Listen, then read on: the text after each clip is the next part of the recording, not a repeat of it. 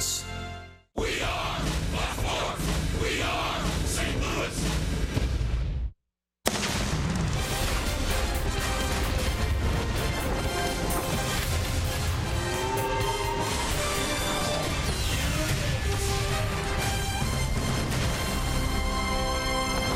This is St. Louis Cardinals baseball.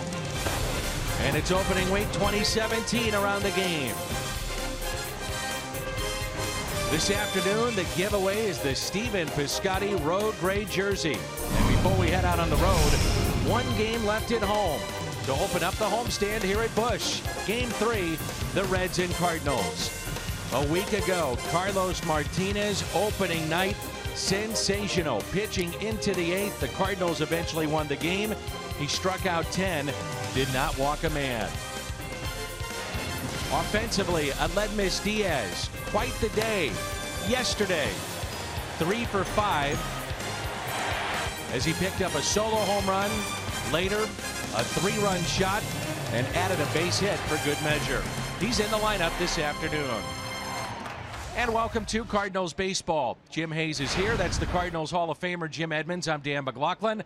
Let's talk a little bit more about Carlos Martinez. So good in the first start of this season. We'll see if it carries over to today. Definitely. I think what we are seeing here is the making of an ace. I mean, this guy's been incredible. He's been getting better and better every time he goes out there, learning so much from his previous starts. It's so interesting to watch each time he goes out there what he's going to do that day, and today is going to be that day to watch. Carlos Martinez trying to go to 2-0.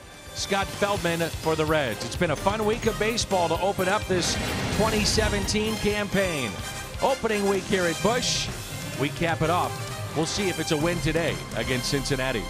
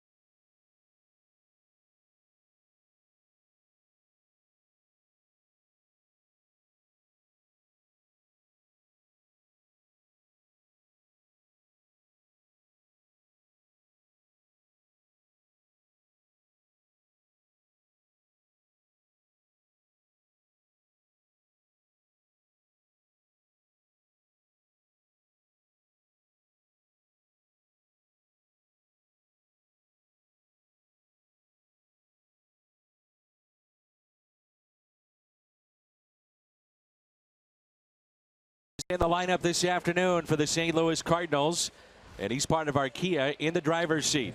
First 4 games of this regular season, the Cardinals hit just 188.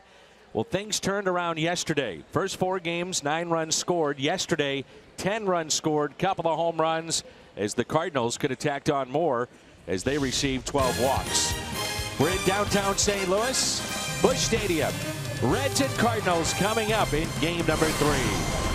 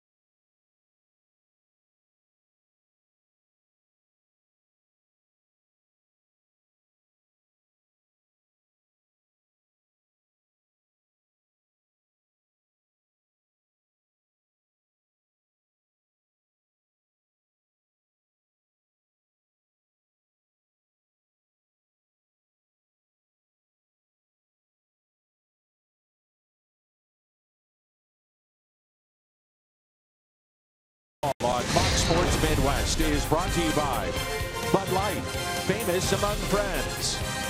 By Chevy Silverado, the most dependable, longest lasting full-size pickups on the road. Find yours at your local Mid-America Chevy dealer.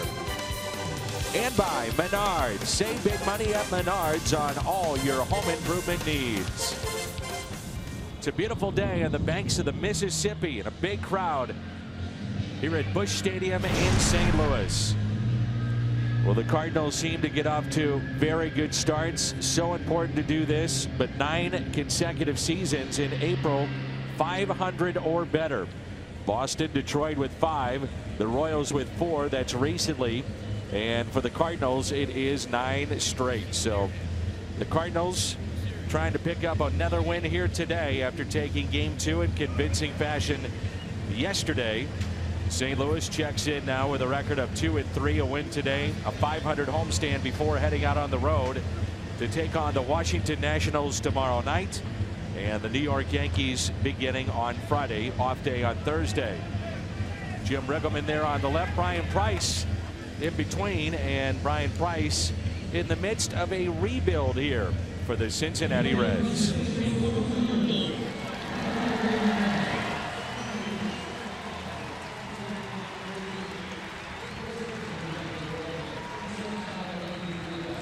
A new look there for Carlos Martinez, a longer hair, and we turn to Jim Edmonds Toyota, key to the game. Well, Dan, I'm going to go with my key to the game today. It's Carlos Martinez, obviously, but being the ace. He's turning into the ace. Take this series right here with him, ride him as long as they can in that fresh new haircut, and then make Mr. Lilly there a little happy that his ace is on the hill. Are you a fan of the hair? I don't know what to think about that one right there. I was surprised when I went down the locker room and saw it, to be honest with you. Let's take a look at the lineup that he will face here today. The speedster Billy Hamilton can cause all kinds of havoc. At the top of this lineup, a switch hitter, then Jose Peraza and Joey Votto. Adam Duvall bats cleanup. Eugenio Suarez, the third baseman. Scott Schebler, Zach Cozart, Stuart Turner, and the pitcher Scott Feldman for Brian Price's club. Well, Billy Hamilton was not in the starting lineup yesterday. Mike Matheny was talking about it earlier today. Just the way he can disrupt everything on the field once he gets on base. I'll tell you what, when you're the pitcher and you go over the lineup and you see that, even if you dominated him in the past, him not being in the lineup is a plus for the opposing pitcher. So today, obviously, you see him at the top of the lineup, and you have to have a different mindset. It's when you have good players in the lineup, the pitcher's already worried even before the game starts. So that was something that yesterday they didn't have to worry about. Today we'll see how it plays out. First pitch to Hamilton is taken for a ball. Both corners are in. That's Peralta at third and Carpenter at first. And the 1-0 by Martinez. 1 ball and 1 strike. Around the Horn is presented by Dobbs Tire and Auto Centers. The Cardinals defense here today. And Matt Adams is again in left. 2-1 the count. And this is one of those guys, as you get a look at the defense for the Cardinals, where you have a left-handed batter that slaps it the other way. Adams does come into play in left field. And he could definitely be a lot shallower than he is. But you know what? Like, I went down there yesterday at the very end after the game was over, and first thing he said, "How am I doing?" I said, "You know, it's crazy. The ball comes to you no matter what. It finds you." Shallow center. Fowler is there for the out.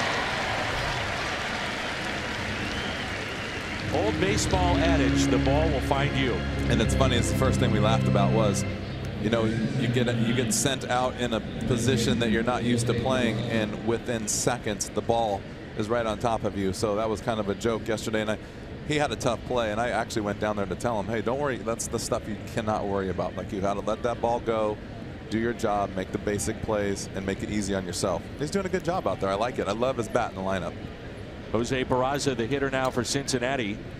Cardinals have had Jim Edmonds in uniform in spring training. If they came to you and said, we're going to make Matt Adams a left fielder, or at least attempt it, what's the first thing that you tell them?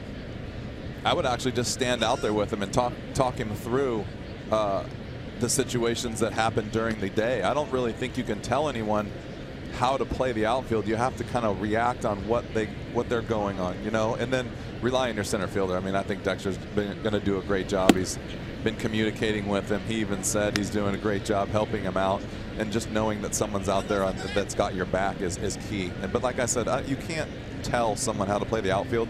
You kind of just have to watch and go through those experiences. That's hit foul.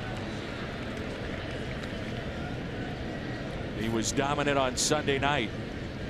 7 1/3, 6 hits as he strikes out 10. At one point, retired 12 Cubs in a row and 18 of 19. And he was hitting 100 on the gun. The Hyundai pitch arsenal there for Martinez. 2 balls and 1 strike on Peraza, second baseman, after the trade of Brandon Phillips. He breaks his bat. You know what you were just saying about Carlos is what's amazing about a guy like that, and I even read some stuff that Chris Bryant was even saying it's really not fair a guy can hit 100 on, you know, the first game, but he struck out 3 guys in a row. 100-mile-an-hour fastball, 90-mile-an-hour changeup, 89-mile-an-hour slider. Like you said, I mean, that's unheard of in this game. It's ace stuff. It's definitely, like what I said at the beginning, ace in the making right now. Ground ball to second. Jerko makes the play.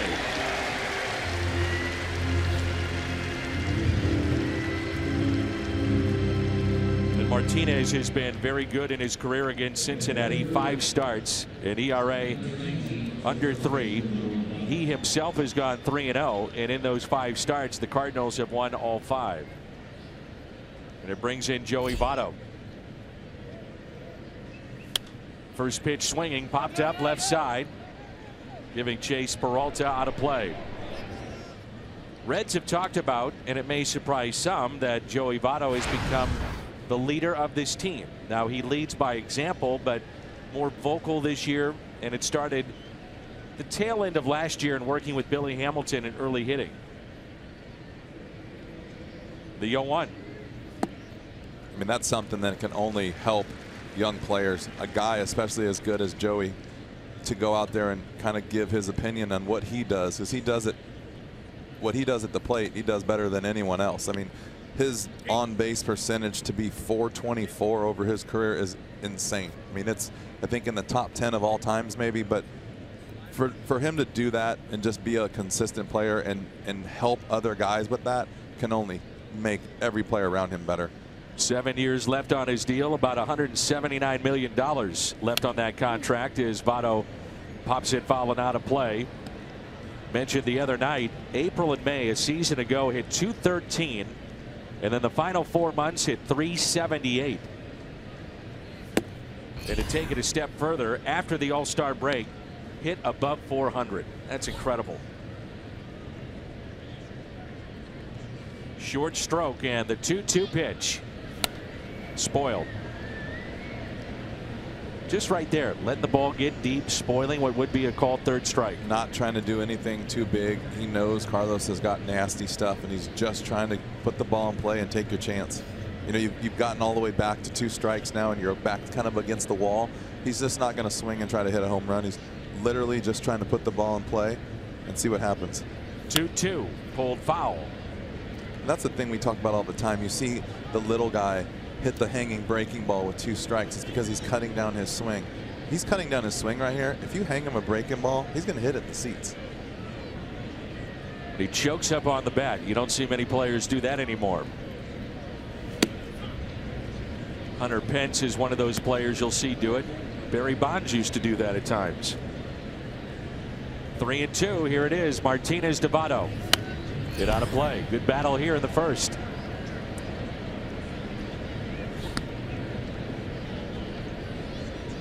This will be pitch number 10 of the at bat upcoming, as Votto is nearly out of the batter's box. He's almost back there with Yachty. 3-2. We'll do it again. This is fun right here. This is the best of the best when you've got Martinez and Votto squaring off. And you see Yachty right there trying to get Carlos to throw him a fastball inside, because that is going to be the toughest pitch for him to hit. How did he hit that? It wasn't 100. He's playing tennis out there. Even Carlos shaking his head a little bit. Now Molina out to visit. He makes a great pitch, and he's like, "Are you kidding me?" That's what makes this game so much fun some days. You know, in this type of game too, Billy Hamilton against Yadier Molina if he gets on base. This matchup here, Votto and Martinez. When I first came into the league, they always talked about guys like this, how to get him out. They said just throw the ball down the middle, let him get himself out. And a fly ball out to center. Martinez will win this battle. Fowler is there. And Dexter leads it off when we come back. Big crowd here at Busch Stadium. We move to the bottom of the first, and there's no score.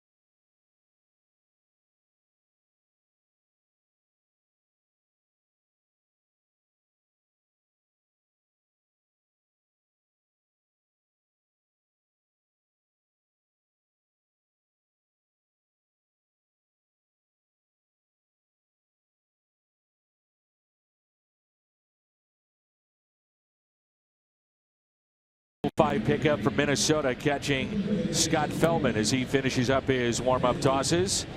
Leading things off for the Cardinals will be switch hitter Dexter Fowler, followed by Aledmys Diaz and Matt Carpenter.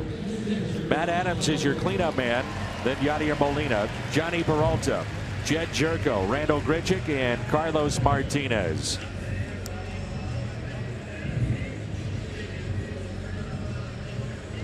Well, Scott Feldman, 6'6", 230 pounds, signed a 1-year deal in the offseason to compete in the rotation for Cincinnati. Originally a 30th round selection by Texas in 2003 and debuted with the Rangers in 2005. First pitch to Dexter is a strike. Fowler hitting an even 200. He's drawn a team high 4 walks along with Molina. Look up and down this lineup and you know those numbers will change. A lot of guys hitting around that 200 mark. First week of the season, long way to go. It's frustrating too at times when you get off to a slow start because you know how important it is, but you just have to mentally stay with it, knowing that numbers are going to end up where they're at. Definitely not going to be at 200 at the end of the year for Dexter. 0-2 the count. I think it's funny you play that game when you're an everyday player and you start off a little slow. You're saying, oh, if I just go 3 for 3 tomorrow, or if I just go, you're always worried about that start.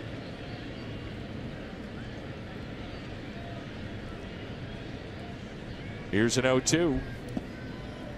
Or you could be Jeremy Guthrie on the mound yesterday for Washington and give up 12 runs in the first and have an ERA of 135. So that's got to come down at some point, right? You're hoping so. It's a pretty rough start. We'll see the Nationals tomorrow. Trey Turner, their outstanding shortstop, dealing with a hamstring injury. Questionable for the series. And a 2-2 pitch. So from 0-2 to 3-2, and this is what Fowler does time and again. We'll see this over the course of a season.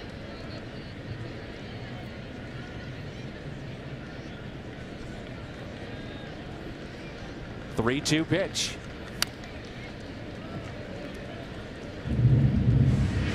Fowler last year, an on-base percentage of nearly 400, tops among all National League leadoff men.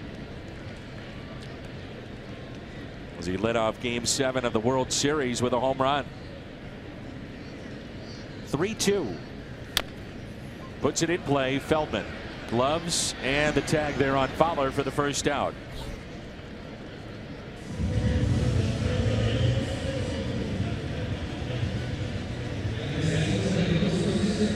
Around the Horn is presented by Dobbs Tire and Auto Centers. Duvall, Hamilton, and Schebler in the outfield. Suarez, Cozart, Peraza, and Votto on the infield, and Turner is behind the plate.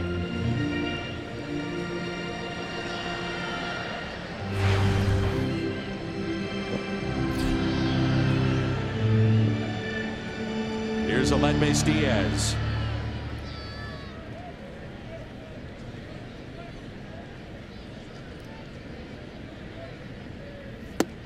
Diaz with a couple of home runs yesterday. Solo shot off of Bronson Arroyo, and then later in the game a 3-run homer.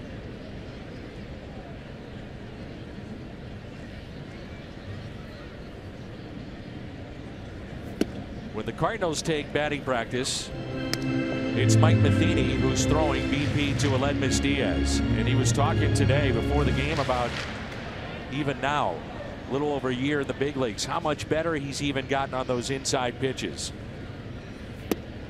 And the Cardinals were extremely impressed with the second home run that he hit. Mid-90s fastball that was up, and the fact that he was able to keep that ball that was in fair. And his ability to do that. Keeping his hands inside the ball. Yes, it's going to be interesting to see what he does with this spot in the order this year. Sandwiched between Fowler and then the protection of Carpenter. And then today you got a guy like Adams right behind that. So, you know, you get the pitcher has to work a little bit with Dexter, and then he also has to he'll look over there and see Carp in the on deck circle, and it's just like sometimes you get that second hitter will get all the benefits from those two guys looming and kind of in the background with Carp, and then, like I said, the pitcher having to work a little extra harder on Fowler. Sometimes that second hitter sneaks in there and puts up big numbers. So 2 outs and nobody on. And Carpenter going with the High Sox Sunday look, or maybe he's trying to change his luck. He is 2 for 17, a 118 average to start the first week of this 2017 campaign. I'm a fan of that look. Old school. The Hyundai pitch arsenal, Scott Feldman, who's split time a year ago with Houston and Toronto as he went 7-4. He's been a starter and a reliever in his career.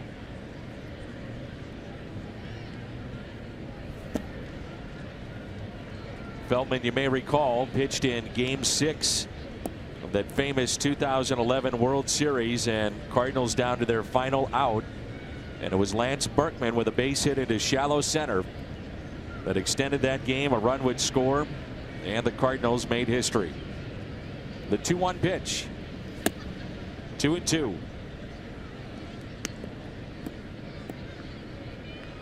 So he's been around for a while.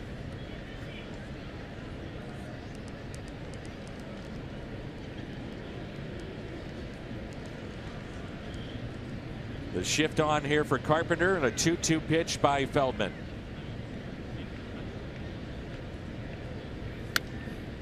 We'll do it again.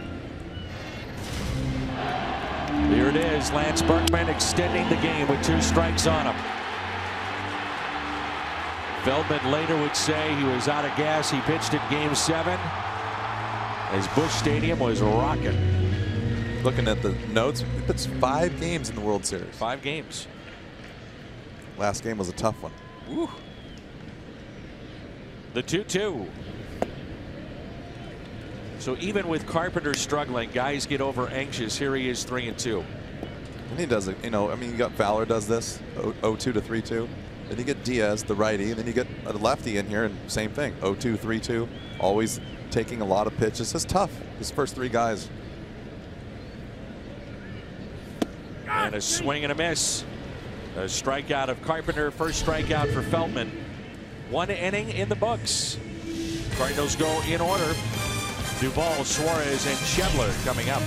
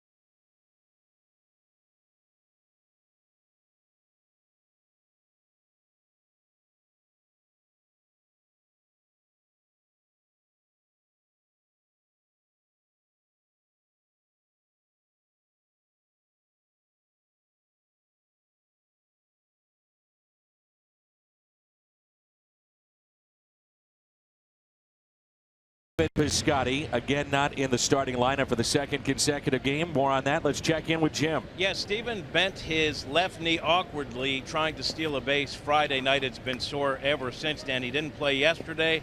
He's not in the starting lineup today, but Mike Matheny said more than likely we will see Piscotty in the game at some point. Piscotty told me he's been getting treatment and the knee is fine. He says they were just being extra cautious. Also, Trevor Rosenthal about to return from his lat strain. He told me he feels like he's ready to go. Still hadn't gotten the final okay from the team medical staff, but Dan, he is expected to be activated tomorrow when the Cards hit the road. Adam Duvall at the plate, 1 ball, 1 strike. Another player, Jimmy, to update our fan base on is Tyler Lyons. Yeah, he's trying to build back up after going through that knee issue. He threw 3 1/3 inning of scoreless baseball in the rehab start for Memphis Friday night. He threw a bullpen today. He says he feels like he's getting stronger and he's getting closer. The next step for Lyons might be another rehab start, possibly on Wednesday with Memphis, Dan. Ken, I've got to ask you, did you call a ball game here at the booth, Jimmy, and figure out what kind of coat you guys are wearing? Well, you both look great today. Let's be honest. There must have been some discount store that had a really big sale for both of us. For both of us to be wearing the same Look jacket. at this.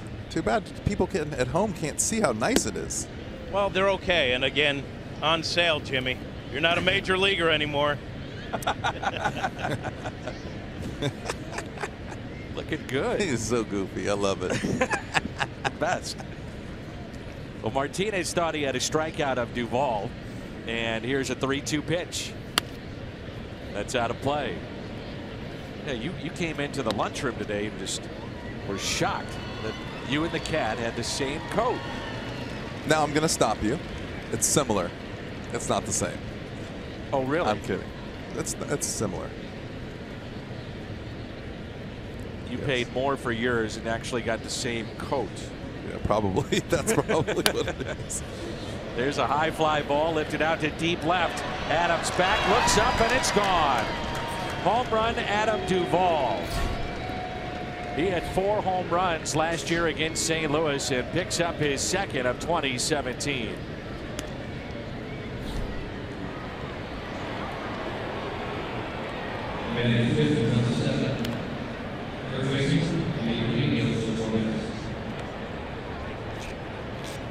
Second home run, 3rd RBI of the year. Missouri Lottery Fox Tracks. If that's just a nothing fastball right there, or overthrew a changeup, just stayed right out over the plate. It's interesting too watching Duvall hit. Had only 8 home runs a couple years ago, then 33, and then he's been going ever since. It's like he just kind of caught fire and figured it out, and now he's starting to hit. Little bloop into right field and a base hit for Suarez. I mentioned that in that at bat, Martinez spun away thinking he had a strikeout. Let's take a look. Maybe a bit high, maybe a bit inside, close. Didn't get the call, and Duvall makes him pay.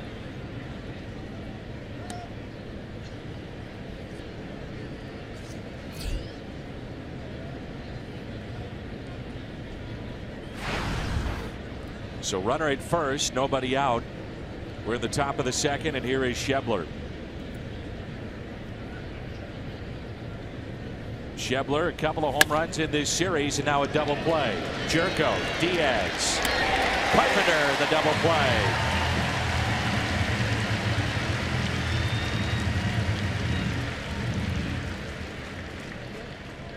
This is why the Cardinals defensively have to be better this year with the amount of ground balls that you'll see from this staff. Martinez, Leake, Wainwright, Michael Wacha. I like this. You get a guy on base, give up a home run, give up a hit, settle down, comes in, throws another 88-mile-an-hour, kind of a sinker, right to where he wants to throw it, out over the plate, get the ground ball, nice double play, get out of there. Cardinals staff last year induced 149 double plays, second most in the game. Peralta to Carpenter. So a home run by Duvall is second of the year. And we're midway through 2. The Reds on top.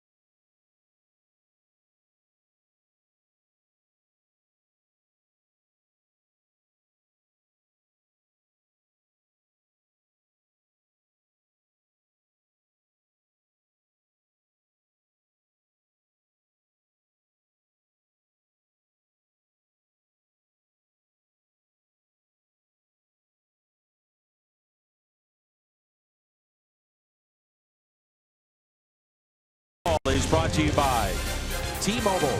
T-Mobile lets you stream, post, and share all things MLB. With T-Mobile One, unlimited data means unlimited baseball. And by Steel Outdoor Power Equipment. Quality, reliability, and value. Find a servicing Steel dealer at steeldealers.com or search STIHL. Adam Duvall came over to the Reds from San Francisco in the Mike Leake deal. As you get a look at Matt Adams, it's Adams, Molina, and Peralta here in the home half of the second. Second consecutive start for Matt in left field. Good changeup.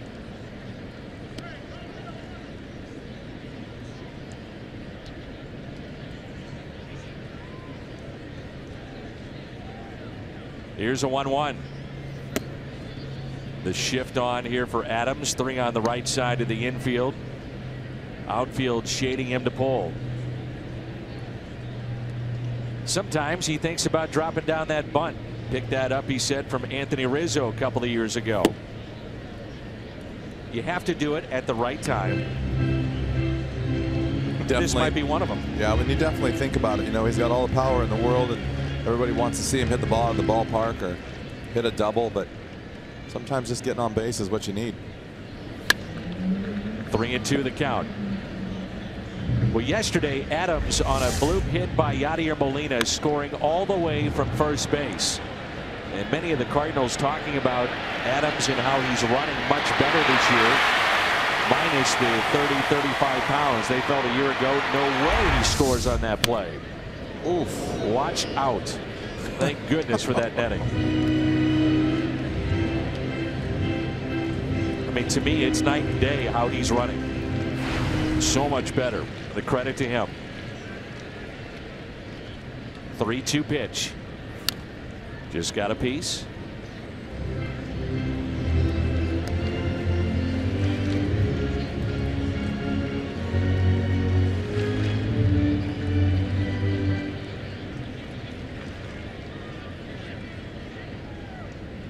Full count delivery. Adams with a fly ball out to shallow center. There's Billy Hamilton.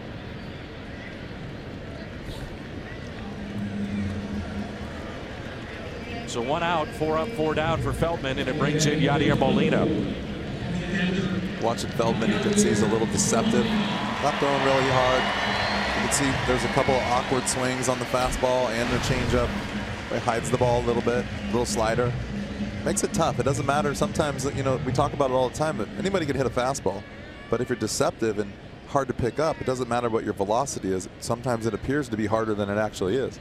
First pitch to Yadi, driven out to center. Hamilton can't get there. It's a base hit. So Molina is aboard.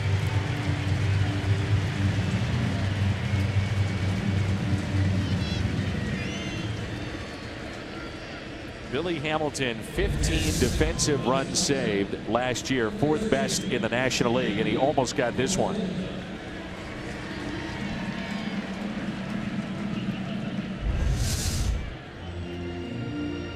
Those are tough too. As a center fielder, as you know, you want to go for it, but then you think, if this ball gets by me, uh-oh.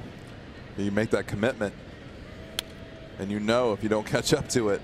And the thing is, the ball doesn't bounce true all the time, and you can see the cut in the grass makes the ball kind of dip and dodge, and sometimes if it hits a hole or it skips on you, and once you make that commitment, though, you're in no man's land. You got to do whatever it takes to knock it down, stop it, catch it. Used to take them off the wrist, off the chest, whatever it takes.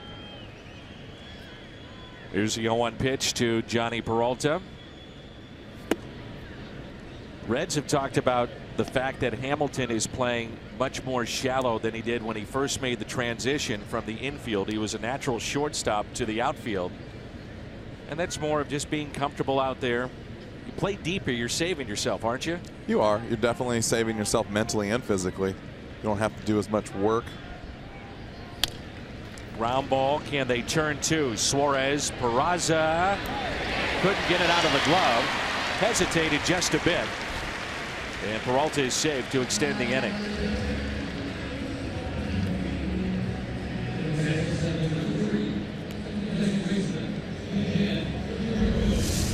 Was watching this guy here with Yadi. Yadi does a good job going hard for Yadi of all people, going hard and actually almost breaking that up a little bit by sliding into the bag and popping up. I think that's really the only thing you can do now. You know, before, I actually like the fact that you could slide through the bag because sliding is tough on your body, first of all. Hitting the bag and popping up is a lot of torque. Sometimes just sliding by the bag nice and easy, even though you can't break up a double play, is easier on the body. But I thought that was interesting to see Yadi really slide hard, go into the bag, and give the second baseman something to think about. Here's Jed Jerko, breaking ball for a strike. 0-1 the count, couple of hits yesterday. And back in the lineup today. And as you know, those bags at this level, they don't give. They don't. They don't move at all. I'll tell you what, for me, sliding is very underrated for how much torture it puts on your body. It really does. I mean, your knees, your back, just you're hitting the ground, it jars your butt and it comes up through your spine. I mean, it's funny that you don't even think about that. And guys that steal bases and do that stuff and are active on the bases, it's tough. It's really tough on the legs, tough on the knees. It's something nobody talks about, nobody thinks about. It looks so smooth and easy, but it really doesn't feel so good sometimes. Here's a 2-1 pitch. Misses on the outside corner. Grichuk on deck. They have a video that they play here if you come down to the ballpark. It's a 125-year anniversary video of Cardinal baseball. And we were talking before the game about Lou Brock. How hard on the video he's sliding into second base. Last second sliding, like literally the bag looked like it should come off. Right. It's like it slides into it so hard.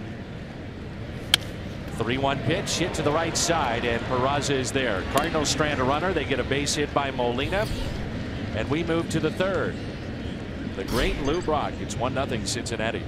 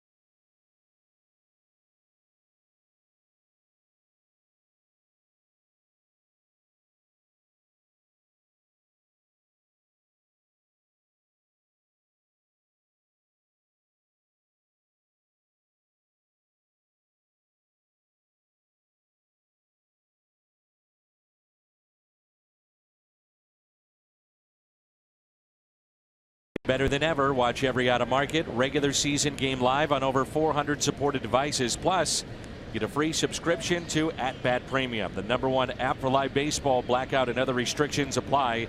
Visit MLB.tv for details.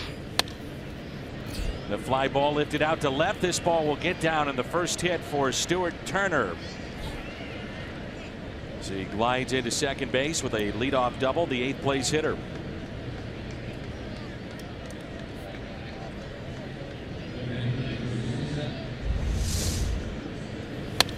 Does a good job keeping his hands in on the fastball. Running hard the whole way. Old Jay Bruce's number. Jay Bruce now with the Mets. Bunt situation here for Scott Feldman.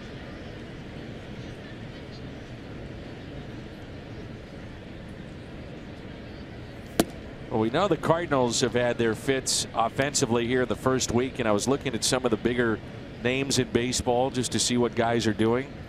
Miguel Cabrera is 0 for 12 to start the year, 6 strikeouts. Todd Frazier 1 for 15. DJ LeMahieu, the reigning batting champion, 2 for 23.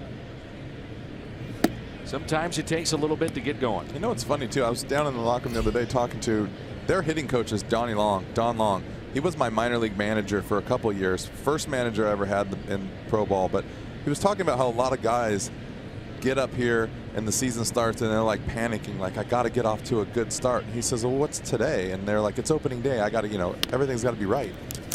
Bunt is down, a beauty. Peralta to Jerko covering the bag at first. And his message was to his players was, which I thought was interesting, it's not opening day. This is your 33rd game this year already. We've been playing in spring training for 6 weeks. Just go out there and keep continuing what you've been working on for the last 6 weeks. And I thought that was an interesting transition, maybe to try and change the mindset, but it's really hard to do that because obviously opening day is opening day, but you just do the same thing you've been doing for the last couple of weeks and try not to make this big deal about getting off to a good start. The problem with it is when you go up to the plate every time you look at the scoreboard and your average is up there. Easier said than done. Infield is drawn in now for Billy Hamilton. A swing and a miss and a good fastball at 98. Martinez lived around, I would say, 92 to 95 last year, and when he wanted it, in his back pocket was 98 to 100. And he's talked about that being almost an extra pitch for him. I mean, the fastball is great, but when he wants a little extra, he's got it. Know your situation. Know when you need the strikeout. Know when you can just get a ground ball and get out of it. Easier at bat. Make it easier on yourself. Being, we talk about pitch count all the time, and that's one way to keep your pitch count down is when you have good stuff, keep that sinker out over the plate. Get your ground ball once in a while. Get out of that at bat quicker. When you get in a jam, then go to your strikeout stuff. Did he go? No. Just missed with the pitch. Martinez thought he had the strikeout. He also thought he had the strikeout on Duvall. We had a shot of Mike Matheny asking Yadier Molina if it was a strike on Duvall. Changeup, it struck him out. And Yadi, by the way, said yes it was, but didn't get the call. That's a big out there for Martinez. It's a good changeup. Down in the zone. Looks like a fastball. That's the thing with velocity. It's just so overwhelming to hitters knowing that there's 99 in there somewhere. You just have to be ready for that at every pitch, and it makes that changeup so much more dangerous. Here's Jose Peraza. The Reds believe Peraza might be their shortstop of the future. They have a young prospect, a former Met, Dilson Herrera, in their system. Went to second baseman, and Peraza can play all over the diamond. Many of his hits go to right, so because of that, Randal Grichuk playing in right field. Fowler shading him to right center. And the 0-2. Little flare into right and playing in. There he is, Randal Grichuk. Positioned perfectly as Martinez pitches out of a third inning jam. Coming up for St. Louis, Grichuk, Martinez, and Fowler.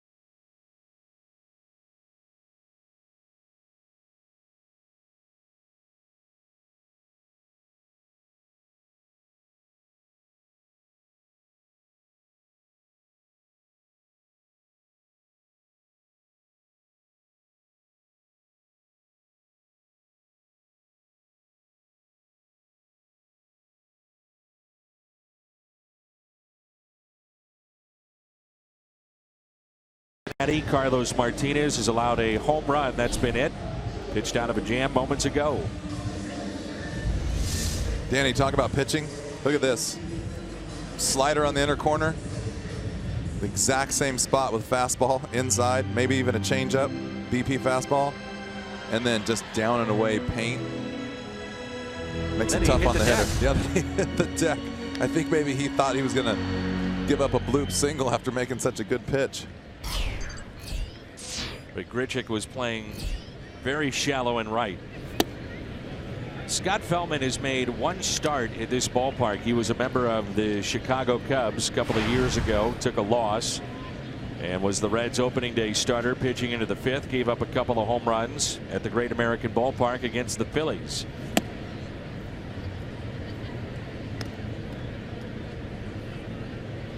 Now Randal Grichuk is one of those guys that said, talking with him the other day, I love to get that first hit out of the way. I just want that first hit out of the way. And then it just seems like wherever I've been, Little League, Pro Ball, I relax. Always want to get that first one out of the way. The 2-1 pitch to Grichuk. Lines it into right center field. This ball is down to the wall. Grichuk on his way to second base with a stand-up double to start playing here in the bottom of the 3rd.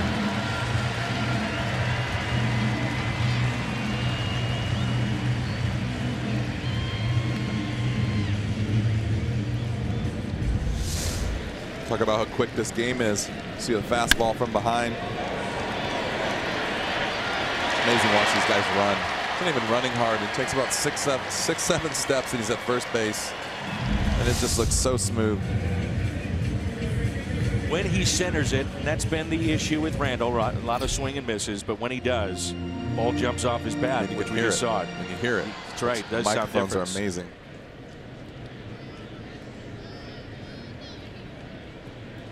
So Martinez asked to bunt, and bunts it in the air, but foul.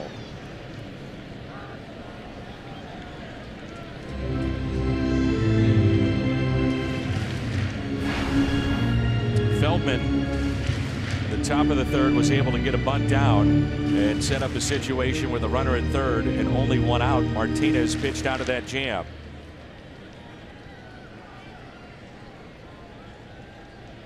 The corners are in. That's Suarez and Votto, 1st and 3rd respectively.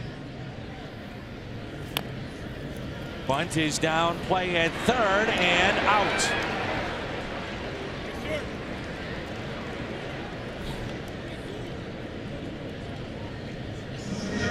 Well, spruce up your garden this spring with a new gnome.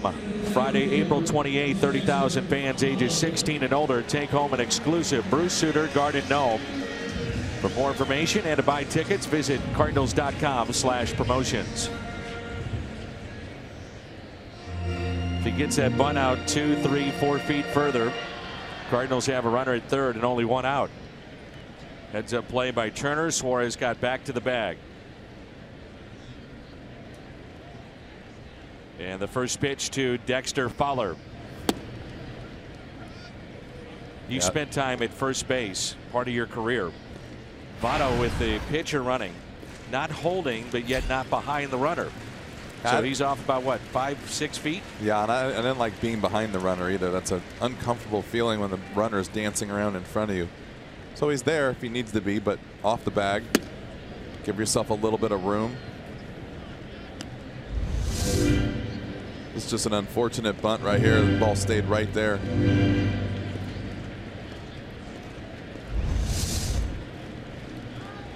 Grichuk looked like he could have been safe right there. Close. 1 ball, 1 strike on Dexter Fowler. First time up, an 8-pitch at bat.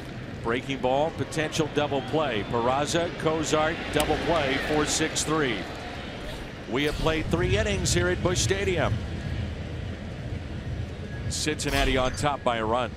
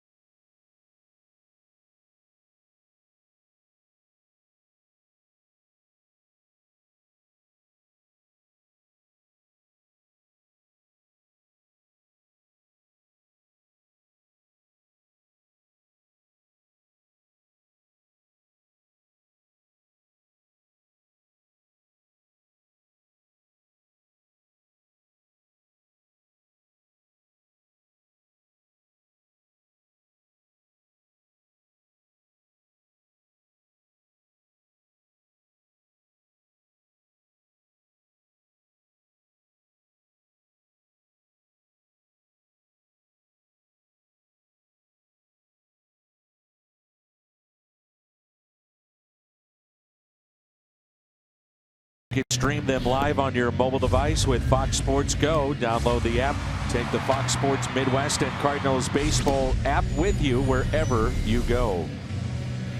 Well, Michael Wacha was just sensational yesterday. Mike Matheny, before the game, talked about how he has looked right from his first bullpen session this spring training. And when he means right, he means healthy. He said the fastball and his velocity, a good indicator of that. He was lifted after 83 pitches, and he said, we need to keep him healthy. So if we can buy innings here or there, we're going to do it. But if we're in a tight game, he would have stayed in the game. But boy, was he good yesterday. Joey Votto on the first pitch. There's Matt Adams. Let's check in with Jim Hayes. Dan, there are a lot of people who are high on Carlos Martinez, maybe none more so than John Mozeliak. Mo just gave Carlos a new contract, calling him a special person with the potential of an elite level pitcher. Mozeliak's a fan, but he admitted on the pregame show there is one thing he gives Carlos a hard time about, his new do. Mo says he's been telling Carlos to get a trim. Dan Mozeliak said, just joking with Martinez mostly, he said this of Carlos, he wants his own identity, and bringing a little flair and that type of thing is probably good for him. And Dan, I guess it's one of those things, whatever works, stick with it, right? Whatever works. Now, having said that, he did not have that hair on Sunday night, I don't believe. So I'll maybe going with the haircut on Sunday. Creatures of habit, guys that are superstitious. Yeah, that's what, like, you know, you schedule your hair appointment a couple days in advance, and then you go out there and throw like that. I was like, okay, maybe I'll hold off on it for a while. The Chevy Fox track says Duvall now is 2 for 2. Saw a lot of pitches in that 88, 89 mile an hour range, and I'm wondering if that's probably the changeup. But sometimes, you know, that BP fastball or something, he's given up a few hits on it too. Interesting to see what it is. You get a better look at it, but a lot of pitches in that right there in that hitting speed. Brings in Suarez, who singled. Adam Wainwright had been the opening day starter the last 4 years. This year it goes to Carlos Martinez, and was terrific a week ago. Never know, maybe Adam is your pinch hitter today. Did a pretty good job yesterday. Cardinals double. Wanted to give Johnny Peralta a full day off. Piscotty dealing with the sore knee, so a short bench. And Waino being Waino, he was ready to roll right behind Mike Matheny. Put me in, coach. 0-1. So there you go. That fastball at 96.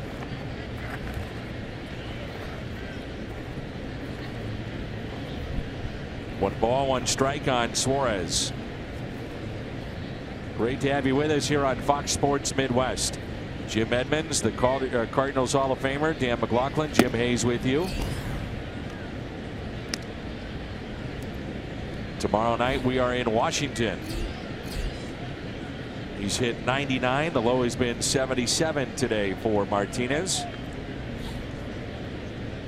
I think I noticed with Carlos's too, his pitch so good on opening day, and then today he just doesn't have the same. His not repeating his pitches like he did the other day. He's falling off one time, he's standing still the next, he's flinging fastballs, he's overthrowing at times. It's just that he doesn't have a consistent delivery today, and you can see he's already got 53 pitches and just no outs, or 1 out, I'm sorry, in the 4th inning. It's not a lot of pitches, but he's had opportunities to have cut that down already. You'd like to see him just try to get through as easily as possible, getting in later into the game. 3-1, a strike on the inside corner.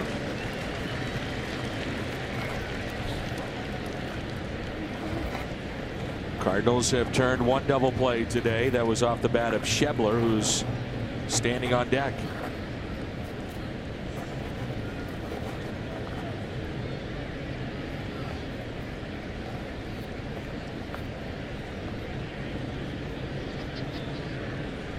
Three-two, runner goes, swing and a miss, throw to second. It's a double play.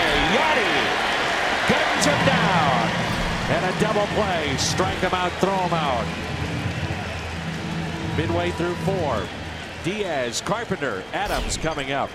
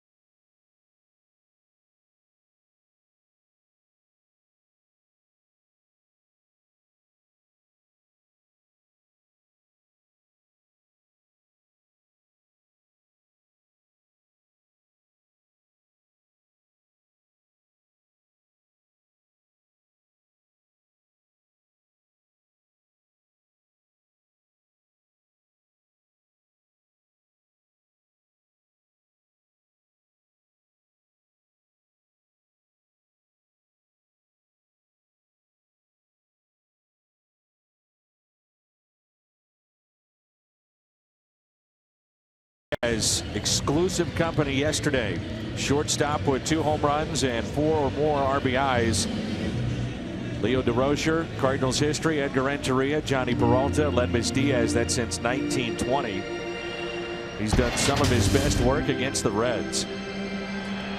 Now 4 home runs, 13 driven in, and 11 career games against Cincinnati. And he takes a ball outside. We're underway here in the home half of the 4th.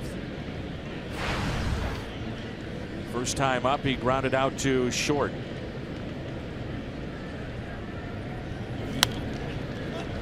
That's fouled back just below us. 1 ball and 1 strike.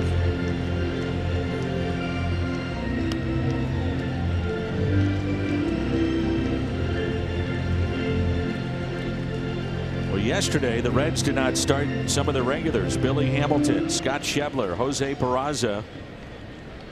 As Brian Price said, he wanted to get those bench players in, try to keep them sharp. And they got beat up. And today, those regulars are back in, and they have a lead of 1-0.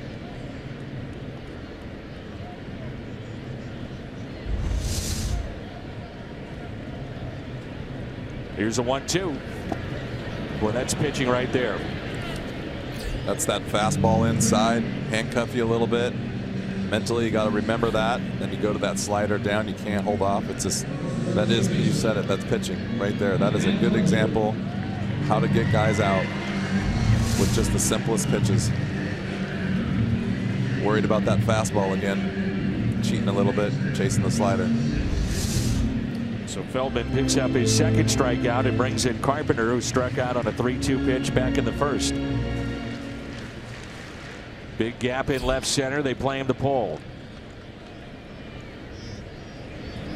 Breaking ball taken high.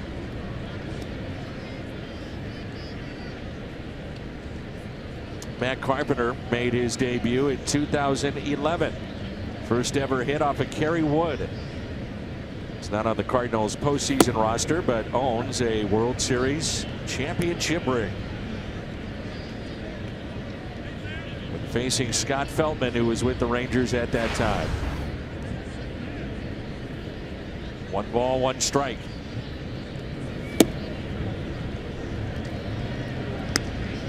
Just need 1 pitch. If you're a part of that championship team, you get a ring. That's good stuff right there. Take a ring any way you can get it. Got it. That's a base hit for Carpenter. He needed that. Yeah, he did. That's Choose from the Mac Jr., Big Mac, or Grand Mac sandwich. You get a free small fries and a medium frozen Coke with your purchase. One out base hit brings in Adams.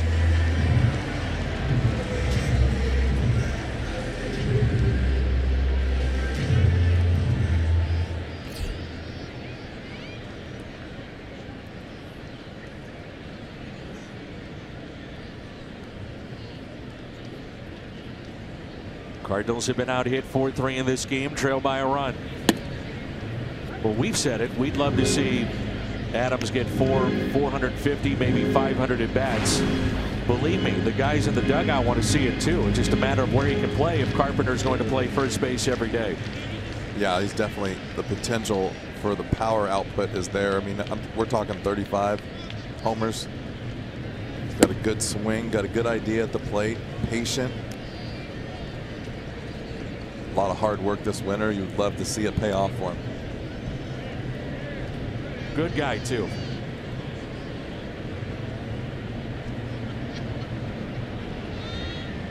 One ball, one strike on Adams, and a check on Carpenter at first base. In the outfield, play him to pull. A little bit of a shift here on the infield for Adams.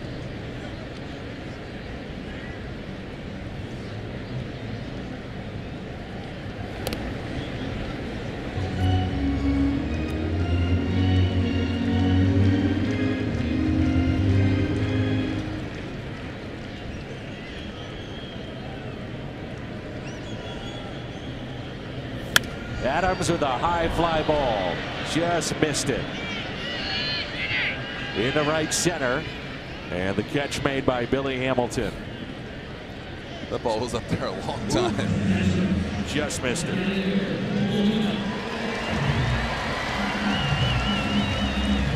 We say a guy just misses it. We mean centimeters. Centimeters. I mean, the difference between that ball going. That ball would have gone way up there in the stands if he'd have centered that ball, but I don't even know. Even talking about round ball, round bat, you just miss it. He hit it solid. It just barely above the sweet spot. Brings in Yadier Molina and a swing and a miss. Molina a base hit to center in the first Cardinal hit today. This time last week, Yadi was meeting with the local media to announce his 3-year extension.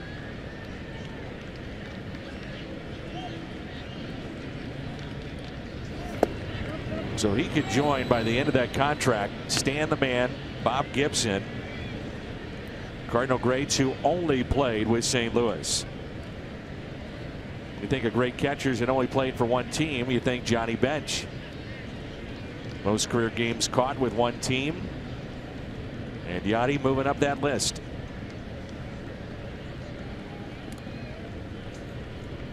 Bench made his debut in August of 1967.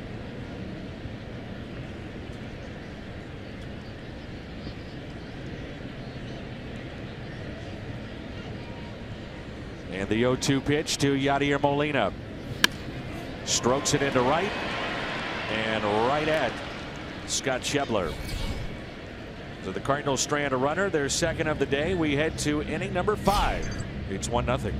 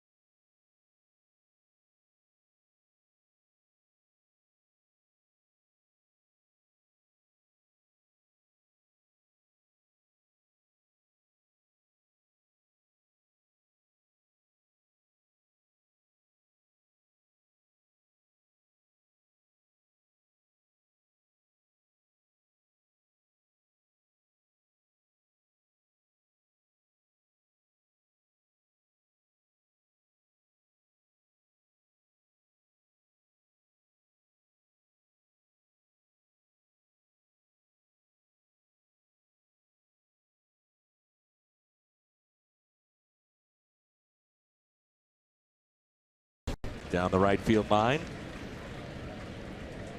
Well, the Cardinals have dominated the series against the Reds here in St. Louis. Last 45 meetings, Cardinals have won 31 of those. And the Reds looking for their first series win in St. Louis since September of 2011. Here's Scott Schebler, and he's hit by the pitch.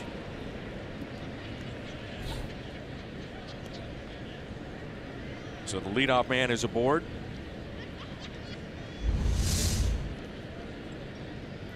Held onto a slider a little bit too long.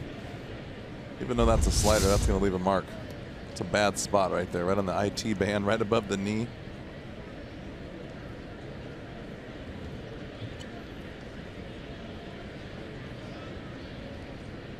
Brings in Zach Cozart, grounded out to third, first time up. Cozart, first week, hitting .500. We talked about it the other night, how relaxed he is at the plate. Look at where he puts the bat, right on the shoulder.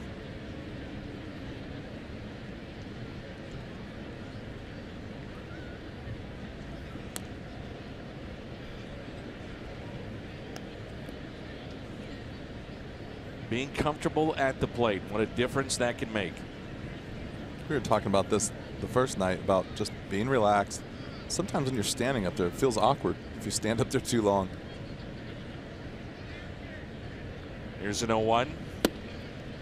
Now 0-2 and a tight slider. I went down to fantasy camp this year in the offseason, and I played in a couple of games, and I remember standing there and like hitting. I'm like, what do I do? You know, you're standing there with your hands, and you had 8,000 at bats. You don't remember today, what to do? It was like weird. You just put the bat on your shoulder and rest. Just wait for the pitch.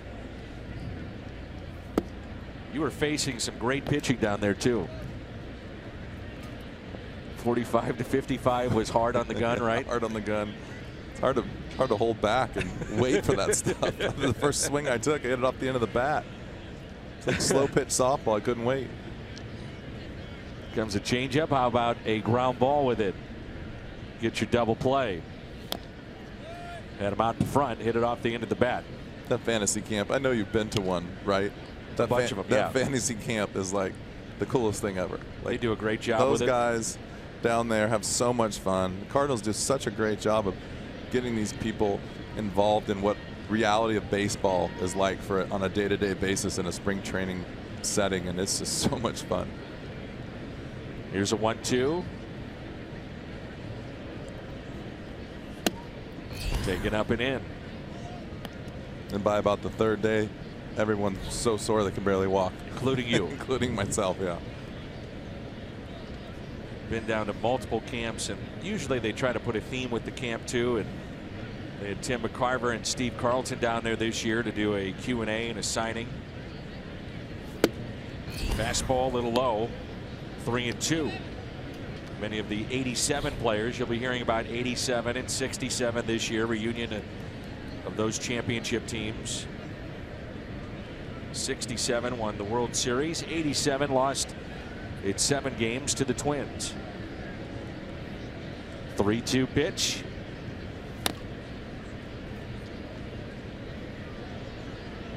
Out in front again. A lot of talk last year that Cozart could be on the move. Reds didn't find a deal to their liking, so he's back.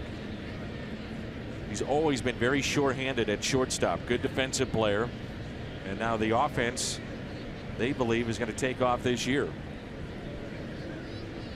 3-2. Lined over Diaz and into left center field. Then Schebler on his way to third. They'll wave him in. He'll score. This makes it a 2-0 Reds lead. Relay to third is not in time as the ball gets away, but Martinez backing up, and it's a 2-0 Cincinnati lead.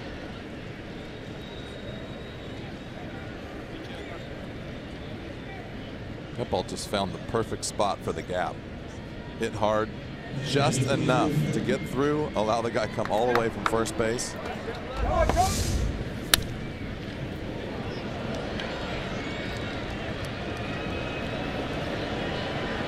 As soon as that ball gets you, you know you're scoring all the way. running hard all the way around the bases. Look at this ball. It's just perfectly right down the middle of those two guys. Infield is drawn in. Here's Stuart Turner. He doubled his first time up. By the time the outfield got to the ball, Schebler was at third base, scored easily, and then Cozart really pushing it to third. I'm calling you might see some velocity in this next couple pitches. A little frustration. Little frustration. That's the slider there at 86. Arroyo was hitting 86 yesterday with his fastball. But it's about placement of those pitches, movement, deception. 1-2. This looks like he's doing with no effort at all. It's so easy for him.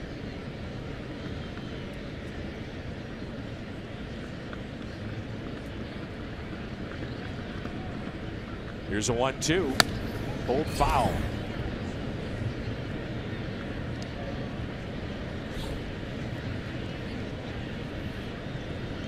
Outfield is shallow, shading him a bit into right field.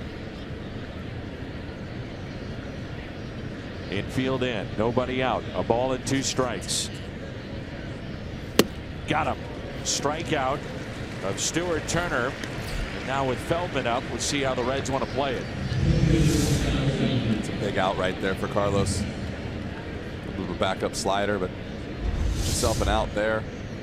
Work on the pitcher here. Hopefully get this out. Then get your work cut out with Billy Hamilton coming up. But that was a big out. So 3rd strikeout for Carlos Martinez. Working from the windup here with the pitcher Feldman at the plate. That's grounded foul. He dropped down to sacrifice back in inning number 3, and it was a beauty. It's always interesting too, bunting in this spot with a right-handed batter as opposed to a lefty. If he's a lefty, he can't give it away too early. Definitely, everyone can see what's going on. This is a really tough situation for both pitcher and the hitter and the runner now. Yachty's got a free shot to throw down to third. Infield's in. Out of play now with 2 strikes. Changes the dynamic of this at bat. Feldman looks like he can swing the bat a little bit too.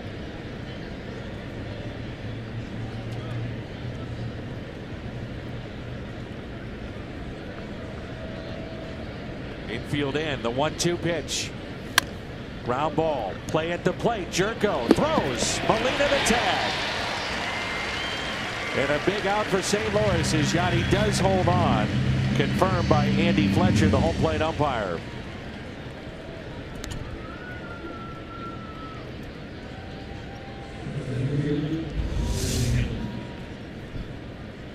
It's a good play by Jed. You can see he cleanly catches it, but yet make sure he doesn't really rush and throw the ball on the money. Got his feet set. Really good play. If Cozart slides to the outside of the plate, that's a much tougher play potentially for Molina as the throw is up the first base line. Kind of gave himself up a little bit and just took the out, where you're right, if he slides a little bit to the outside, you just never know. So here's Billy Hamilton. He was up back in the 3rd with 1 out and a runner at 3rd and struck out. Another changeup, back to back, 1 ball, 1 strike.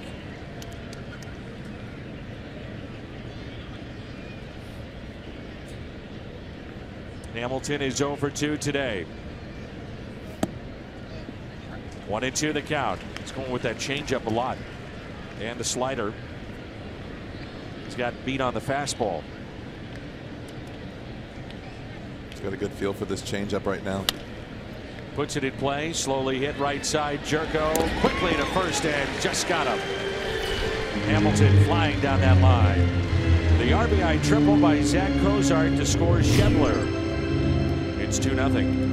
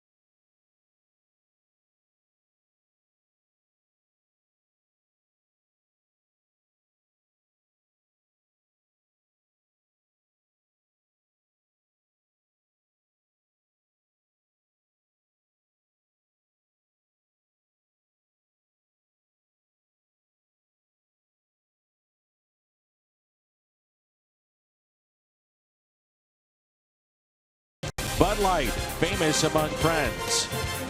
And by Ford, the official cars and trucks of the St. Louis Cardinals. Beautiful day here on the banks of the Mississippi in St. Louis. Reds and Cardinals wrapping up this homestand. Cardinals head out to Washington and our nation's capital tomorrow. We'll have all 3 games on Fox Sports Midwest. Adam Wainwright and Tanner Roark tomorrow. Lance Lynn, Gio Gonzalez in game 2. Mike Leake, Max Scherzer in game 3. That'll be a good one. You don't miss hitting off of guys like Max Scherzer, do you? Not at all.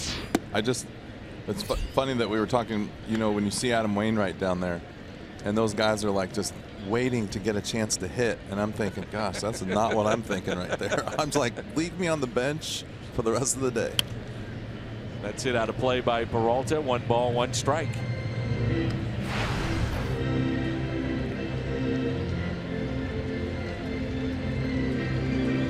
I think back to when playing over over a career and think about the pitching staffs or the pitchers that I had to face and just in awe of some of these guys.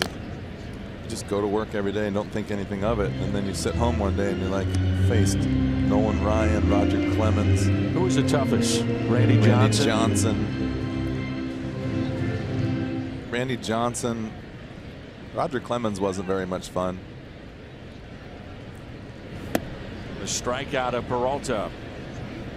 Kevin Brown in his day, 96. Just the sinker was so hard, and you just like when he threw it, you didn't know where it was going to go. Some days it would fall off the table, some days it would just go straight. The guys had a little nasty streak to him too. Yeah, and you could tell he was an angry person on the mound. That's to put it kindly. Somebody that was angry on the mound I know is watching is Mr. Gibson. I'm sure he wasn't too fun to face. What a competitor. What was it like on those opening days to shake the hands of those Hall of Famers? I'm still in awe of it. They're the greatest people on the planet. I mean, just to be able to sit and talk to those guys, but it's just so no nonsense. It's so much fun to just be around. I stay out of the way and listen to them talk to each other. And they still talk old times, and it's just so cool to sit there and listen. I literally go and say hello, and then I get out of the way. 1 ball, 1 strike on Jed Jerko. Lance Lynn was talking the other day that this might be his final opening day with St. Louis, a free agent to be. He said, I really wanted to take it all in, and every year something that he's done that I think is incredible is that when he goes up to shake the hands of those in the red coats, the Cardinal Hall of Famers and baseball's Hall of Famers, he takes his hat off to shake their hand out of respect. He is so respectful of the older players. It's amazing. And even just for me, when I go down in the locker room and if he sees me sitting in the office with Mike or with CJ Cherry, he'll stop and he'll walk in and he'll say hello. I mean, most people they're busy, they're doing their thing. He always stops, and I mean, like what you said too, takes off his hat to shake the hand of the Bob Gibsons and the guys that are down there, La Russa and all those guys. I mean, just it's so cool to see a guy in this era respect those players like that. You still talk to Tony much? A little bit, yeah. Still with Arizona, still doing his thing. He was in town about a week ago for opening day and for a ARF event, hanging breaking ball, and it's pulled foul.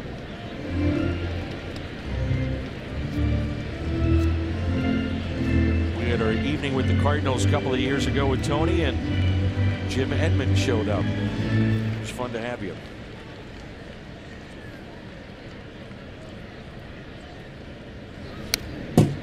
We've got a pretty good one coming up too. It hasn't been put on sale yet, but Bob Gibson and Tim McCarver together. One night only on stage here in St. Louis. You might see me at that one too. It's amazing how much more things you get involved in or take your time to go to when you're not playing anymore. It just playing is so overwhelming and so tiring and so draining that literally you're just going from A to B, home to the ballpark, ballpark home, hotel to the ballpark, trying to get some rest. Put my feet up, Always trying to put my legs up on the pillow and sit on the bed. But now it's like, it's cool to go listen to those guys talk and go see fantasy camp and just things I've never had a chance to do when I was playing.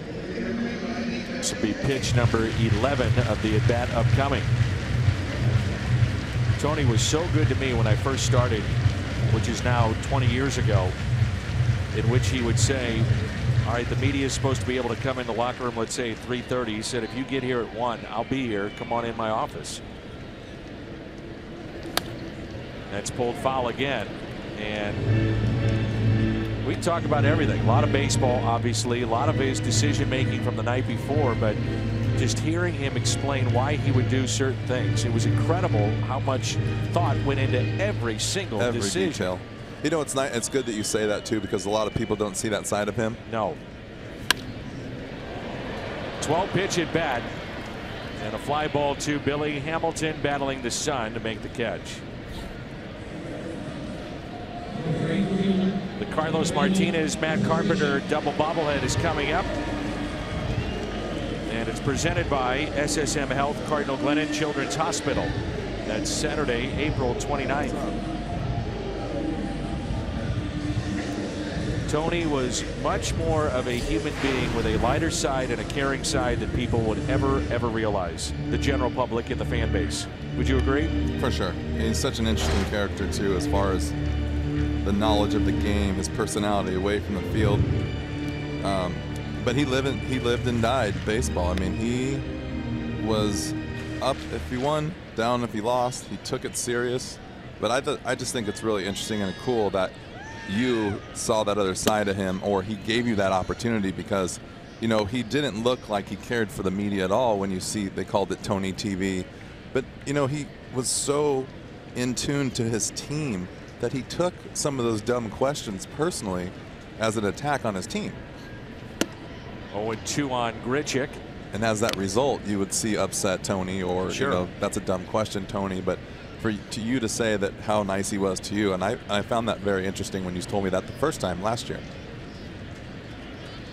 Here's the 0-2 and a strikeout of Brando Grichuk. So Feldman threw 5, strikes out 2 in this inning, and 4 total. We head to the 6th. It's 2-0.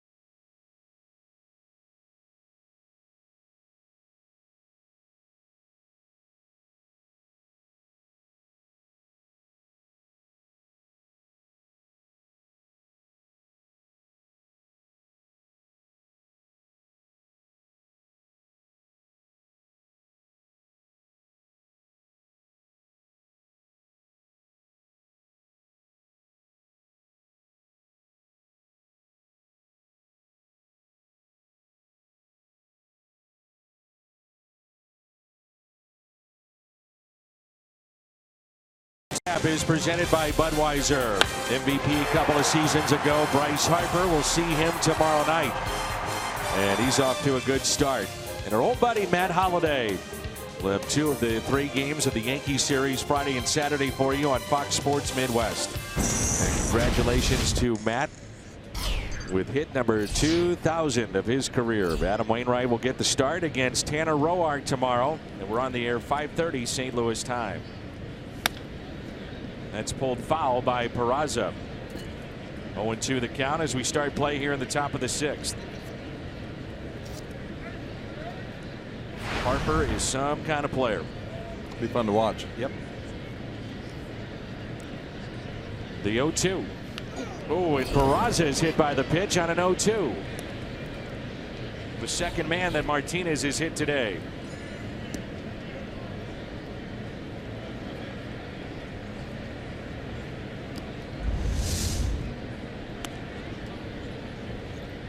You can see, we were talking about earlier with the consistency. You see that windup right there. He did something a little different, a little hesitation, little double clutch pump with his arm as it's going down, and then the body gets out in front, arm drags, and then he throws the ball where he doesn't want to throw it.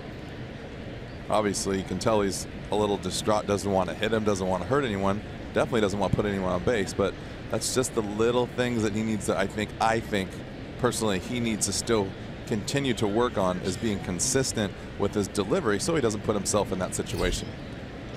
So here is Votto now with a man on. First pitch swinging. Hits it into the second deck.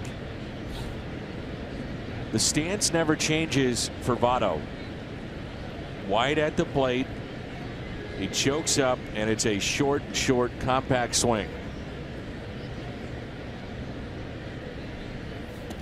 Ball gets away from Molina as Peraza had started to go to second, then stopped. And you just wonder if that disrupted Molina a little bit. So Peraza advances to second with nobody out. They may put Votto on.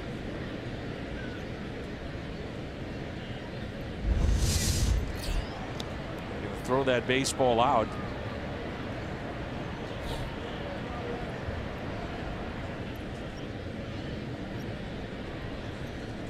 There were some on the bench that were holding up 4 fingers. 1 ball, 1 strike. I wouldn't see why they would put Votto on here. There is first base open. Tight game, 2-0. 2 strikes. Brett Cecil starting to throw in the pen.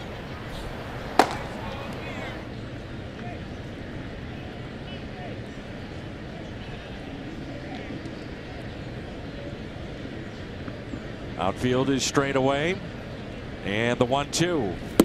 Breaking ball just missed. Martinez dancing out there on the mound. It's a good chance to see a good hitter do something that normally isn't done. Watch how still he is with 2 strikes, really trying to cut down his swing and put the ball in play. He knows the value of putting the ball in play here, especially if he just moves the runner over, but watch him not move at all and try to just stay with every pitch. 2-2. Even there. How late he is reacting to everything. He doesn't want to overdo anything. The longer you can wait and the longer you can be still before making that move to the ball, every pitch will become more clear to you, and you're not just guessing and chasing. You're really just reacting to what's coming. So we've seen 18 pitches from Carlos in this game. 3-2. Missed. Barely as Martinez dropped to a knee. So he's hit 2. Now walked his first man. Runners at first and second. And Derek Lilliquist out to visit as it brings in Duvall.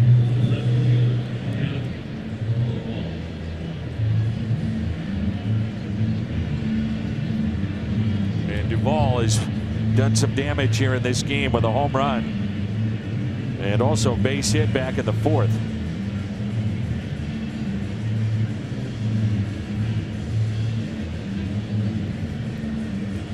Meeting at the mound just to kind of refresh the situation. And like see what's going on, where his head's at right now. This can get away from you in a hurry. Got 2 guys on, pretty much the heart of the order. Cardinals have turned 2 double plays.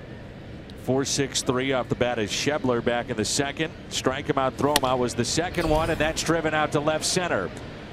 Peraza will score. Votto stops at second base, and this makes it a 3-0 Cincinnati lead.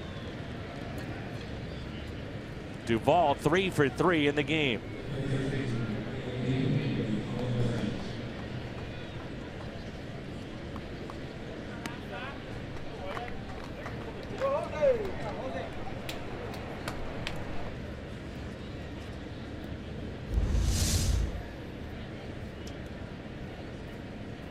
Mislocation again, the fastball maybe, I think.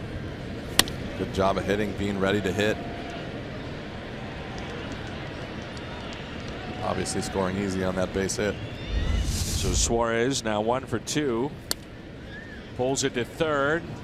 And everybody is safe, and the ball is thrown into right. As Peralta complicates matters as he bobbled it and then threw it into right field. This makes it a 4-0 Cincinnati lead.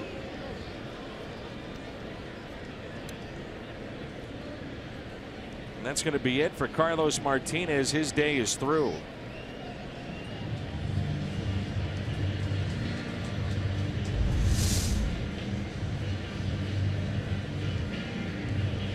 It's a weird play all the way around. I mean, I see the bobble. That's expected, you know, a tough play. When he released that ball from up here in the booth, I was watching first base. I thought he was going to throw the ball to first. Kind of looked like the umpire was in the way. He didn't really know where he wanted to go. So that's it for Martinez in his second game of 2017. And Brett Cecil comes in with runners at the corners and nobody out here in the 6th.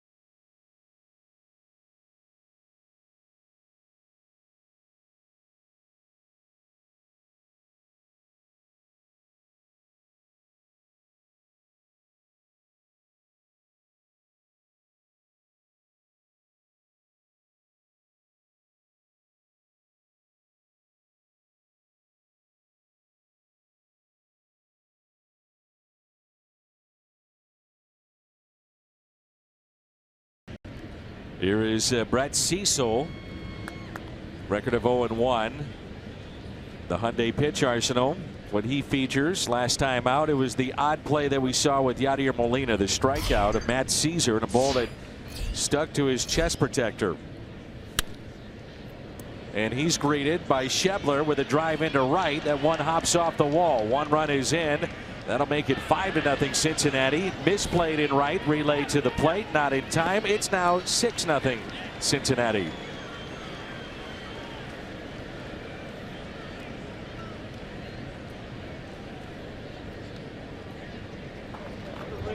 So a double in right, and that scores 2.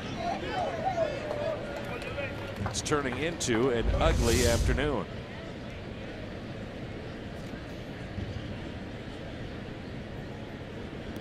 That little bobble there allowing Suarez to score. He was going to stop at third. That closes the book on Carlos Martinez. The Cardinals trailing 6-0. Back-to-back pitches, 3 errors.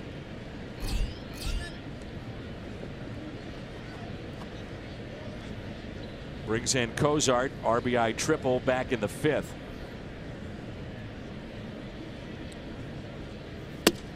Fastball misses in. So Martinez 5+, 6 runs, 6 hits, struck out 3, walked 1, hit 2.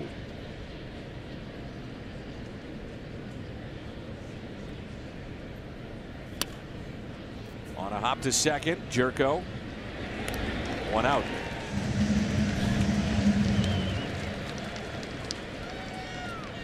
Carlos Martinez kids jersey coming up on April 30th. All kids 15 and younger entering with a ticket. receive their very own Carlos Martinez home white jersey. Compliments of Powerade and Shop and Save. Tickets at cardinals.com/promotions. Infield drawn in, and Stuart Turner will be the hitter, the 8th place man in their lineup. 1 for 2 today. He has struck out and also doubled. Little squibber that's hit to second. Runner stays put. The Cardinals catch a break. Get that ball off the end of the bat. You see the spin on that. You can see what a good job Jerko does. Actually, if you watch it, he literally makes sure he catches the ball before anything else, and that's what you got to do. And keep the runner at third, but those spinning balls like that are so tough to play. See Schebler not happy with himself. I'm sure he was unsure as to whether or not Cecil would get to that ball too. Yeah, and it's just an awkward, it's a big, kind of a big swing off the end of the bat. You don't really, just a weird baseball play.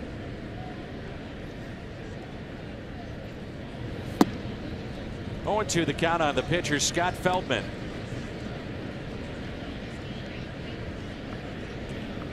Well, not the way the Cardinals wanted to start this season. The potential of going to 2-4 on a homestand and then a tough road trip coming up. Little floater that Diaz makes the catch.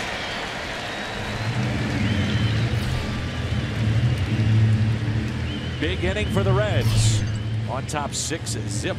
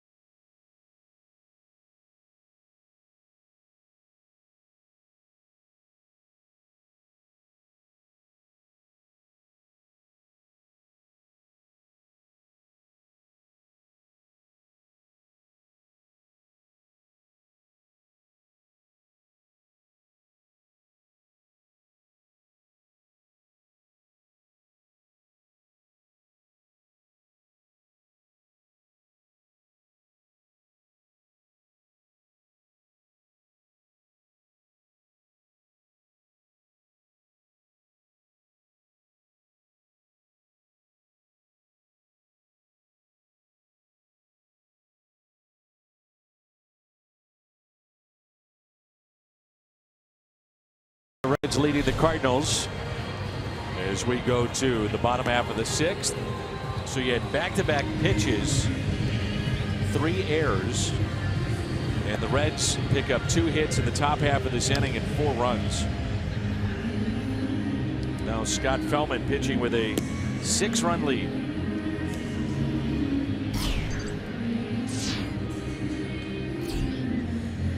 Martinez on the mound, not what we expected today. I was just thinking about that. You see Scott Feldman pitching anywhere from 88 to 90, 91 maybe. Martinez throwing 100 miles an hour. And you have a 6-0 game in the other direction. Scott Feldman's doing a good job. He's deceptive. He's moving the ball around and keeping the hitters off balance. That's the key to pitching. So here is Greg Garcia, the pinch hitter. Made a terrific play coming in late yesterday at third base. Very good career numbers as a pinch hitter, 333. 1 ball and 1 strike. Cubs won last night. They lead today in the top of the 6th, 5-3 against Milwaukee. Their opener is tomorrow. The Braves lead Pittsburgh 4-2. And the 1-1 pitch.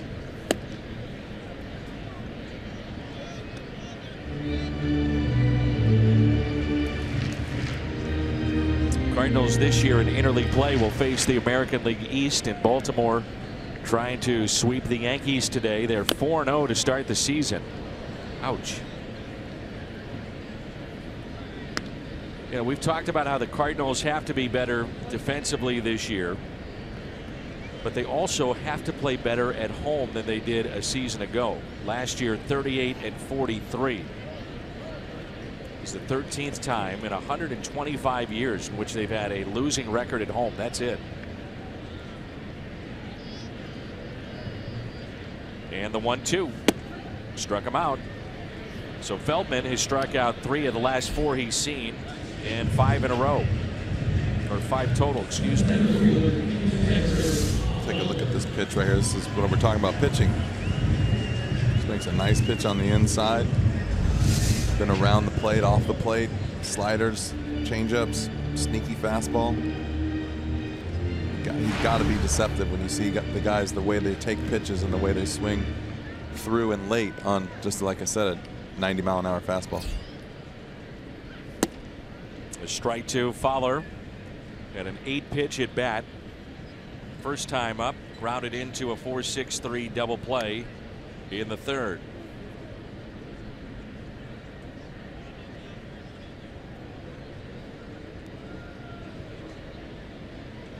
And the 0-1. Hits it the other way, and that'll find the seats. No balls, 2 strikes. You always watch a pitcher too and how they pitch differently with a lead or a tight game. And Feldman right now just challenging these hitters. Nothing to lose. Doesn't want to waste time, doesn't want to waste pitches. Just try to throw the ball around the plate. Let guys hit the ball. Let the defense do the work.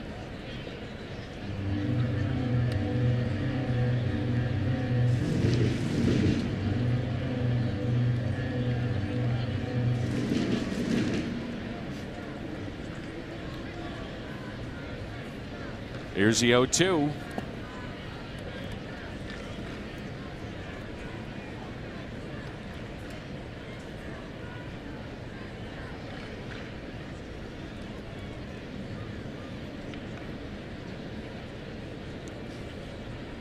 Here's a 1-2 pitch. Struck him out. Strikeout of Fowler. 2 in a row, and that's 6 in this game for Feldman.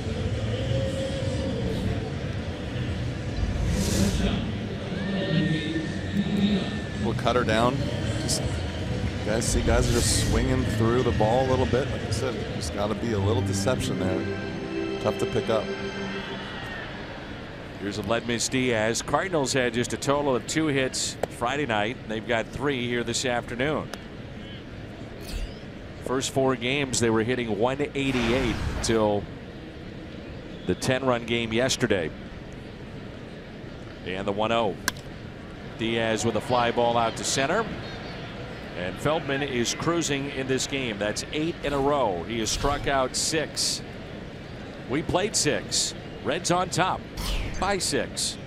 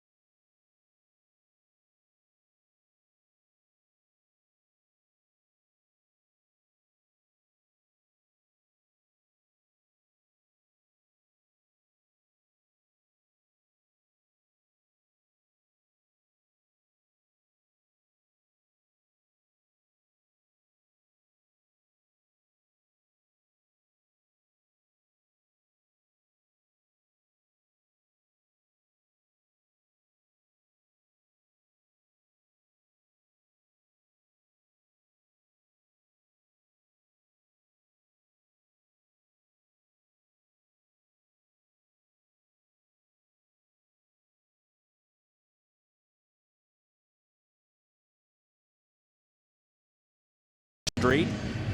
Cardinals Nation will have an Easter brunch a week from today. Make sure you check that out. State Farm double play. Strike him out, throw him out. One of the few bright spots today for the Cardinals.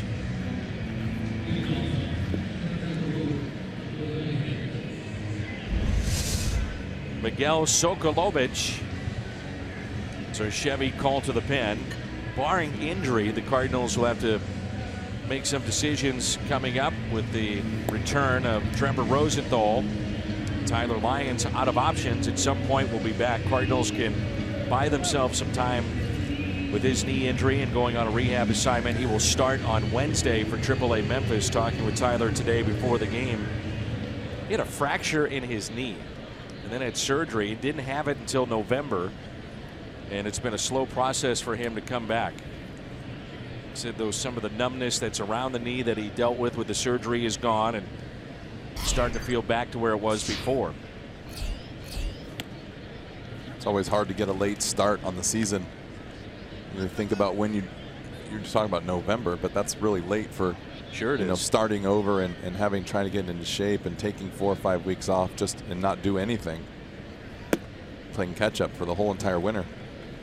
The only players who have had more steals than Billy Hamilton, who has 184 through 398 career games. Vince Coleman, Ricky Henderson, and Tim Raines. 2 of those Hall of Famers, as Tim Raines is headed to the Hall of Fame this summer. Base hit for Hamilton. He's thinking 2. Grichuk, a strike into second. Little bit offline, and Hamilton is in with a double. How about that speed? My goodness. He came out of the box running the whole way. And I didn't think there was any chance that he was going to try and go for 2. You can't teach this. Speed. This is world-class speed in the game of baseball.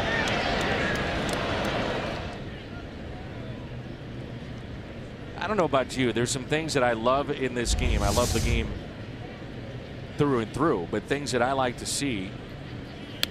1, speed. Watching somebody run from first to third is something that I enjoy, or watching a Billy Hamilton. I also love seeing guys that can throw from the outfield in particular. You're right. That outfield throw is impressive at times, but I love that the first to third or the second to home. When you see a guy like to be able to put it in gear. That's a base hit into right. Hamilton will score as Grichuk's throw puts it in his back pocket. No throw at all, and Hamilton scores to make it 7-0. So here you go, second to home. Second to home. And every time you get to see him round a base, it seems like they pick up speed.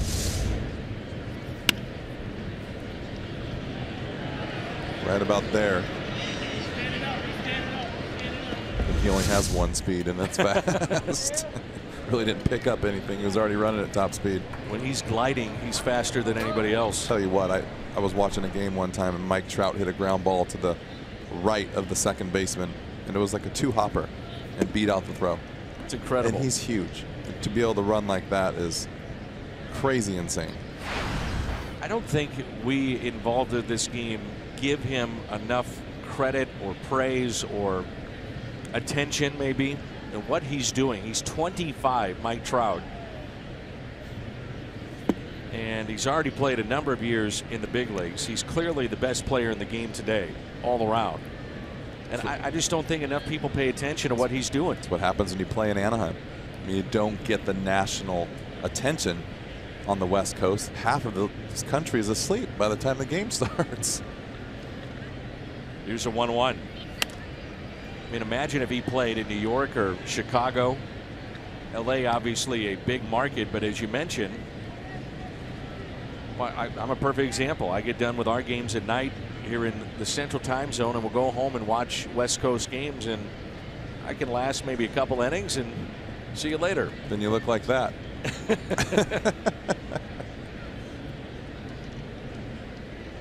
Remember talking with you last year when you got home, and we made a special effort to listen to Vin Scully.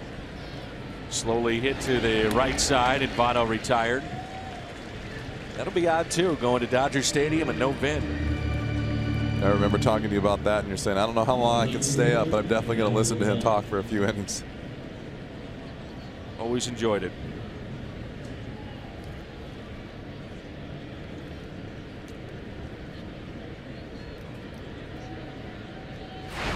Here's Duvall, big day for him. Solo home run, a base hit in the 4th, RBI and a run scored on a base hit in the 6th. Outfield is straight away.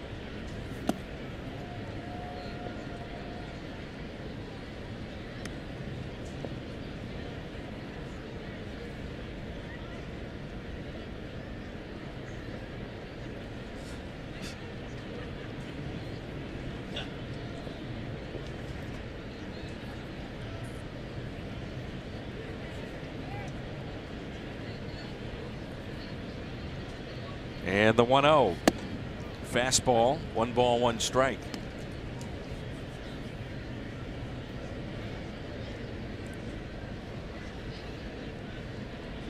This game has come to a little screeching halt. Quiet Busch Stadium, big crowd too, over 40,000.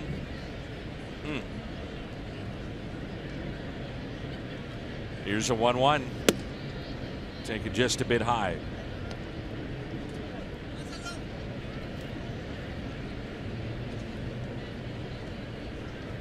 Pretty good lineup, pretty good talented young team. It'll be interesting to see how they handle this season going forward, playing against other good teams. Inside this division, going to face Chicago 18-19 times. Good changeup. 2 balls and 2 strikes. When the Cardinals come home, they will see Pittsburgh for the first time. Miguel really sells that changeup with the body motion and kind of jumps at the hitter. It's a good changeup too. Down, didn't have too much dive to it, just kind of doesn't get there. The 2-2. Popped up. Carpenter over near the dugout. So is Molina, and Carpenter has it. Had to avoid the first base coach and circled around that baseball.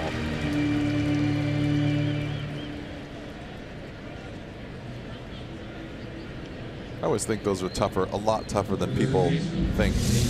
That ball in the infield is the tough ball to catch. Got him at a circle there.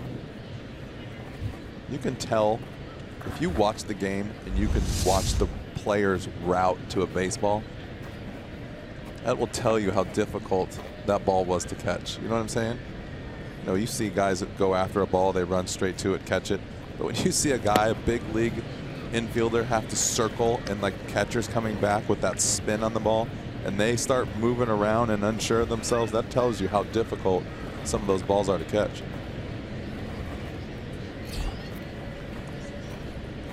So 2 outs and a runner at second base. And here is Suarez. Floodgates open last time that he was up. It was a ground ball that was hit to Johnny Peralta. He committed an error, bobbled it, and then threw it away. And in that inning, Cincinnati on 2 hits scored 4. They're back-to-back pitches in which 3 errors were made. Here's a 1-1 pitch to Suarez. Fastball, 1-2.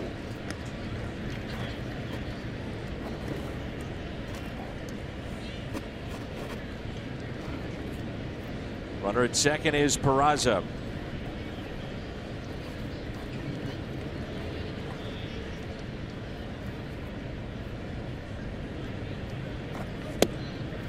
Little bit high, 2-2. Cardinals down 7-0. Reds with 9 hits today, and the Cardinals offense again only 3 hits. They'll have Carpenter, Adams, and Molina coming up.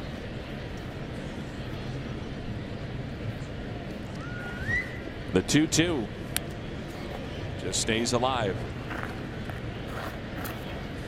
Cincinnati, by baseball tradition, they always open up at home, and they did that back at the Great American Ballpark.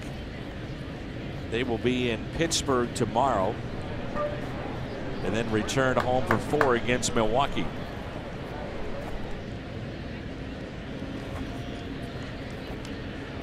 The 2-2 pitch.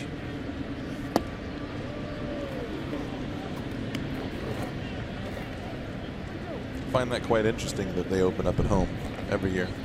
The big parade that they have through downtown. Celebration of a new year.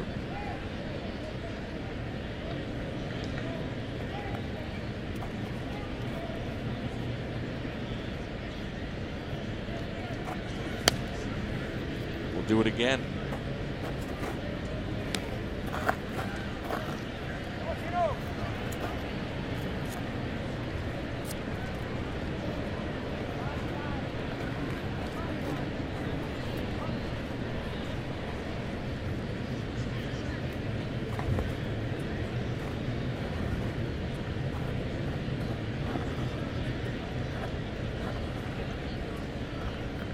Three-two pitch, and he lost him. So Miguel has come in, allowed a 0-2 pitch double to Billy Hamilton. RBI single by Peraza. Votto rounded out. Duvall popped out, and the walk to Suarez, who's on base for the third time today. And it brings in Scott Schebler. Schebler is a former Dodger. One point he was their minor league player of the year, then part of the three-team deal that involved the White Sox, the Reds, and the Dodgers. And he lifts a high fly ball into center. Fowler shading from the sun right in front of the track and makes the catch. Time to stretch on this Sunday afternoon.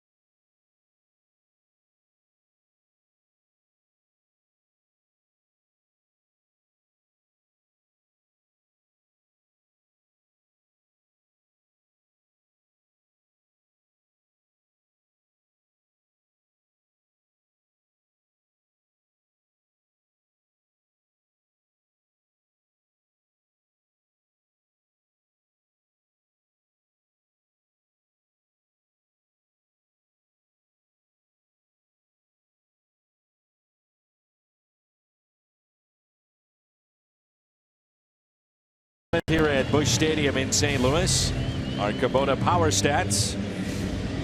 Mark Reynolds, the RBI leader after week one. He homered yesterday for Colorado. And the Rockies are 5-1 to start this year. The Giants 1-5 in the National League West. This is the Honda home run inning. Cardinals hit a home run. The Gateway Honda dealers donate $1,000 to the Make-A-Wish Foundation of Missouri. Strike one on Matt Carpenter. Single to right.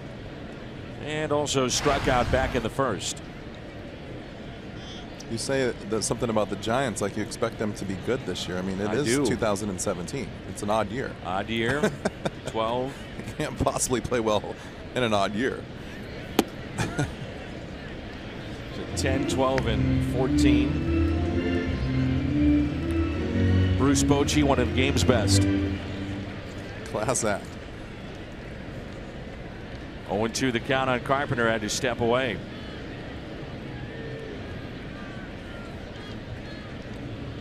And the 0-2. Taken high. Matt Adams on deck. Scott Feldman is a former Darrell Kyle Award winner by the Houston chapter of their Baseball Writers Association. Usually that's for the Good Guy Award. I know you were obviously very close to Darrell. How about an update on his family? You heard much from Flynn and the family? No update on that, no. I know the kids are obviously getting big. I mean, geez, they're into college now. But no, I haven't spoken to her in a long time. That's hard to believe. In college. Almost 15 years now. A couple months. His son is a very good volleyball player, is my understanding.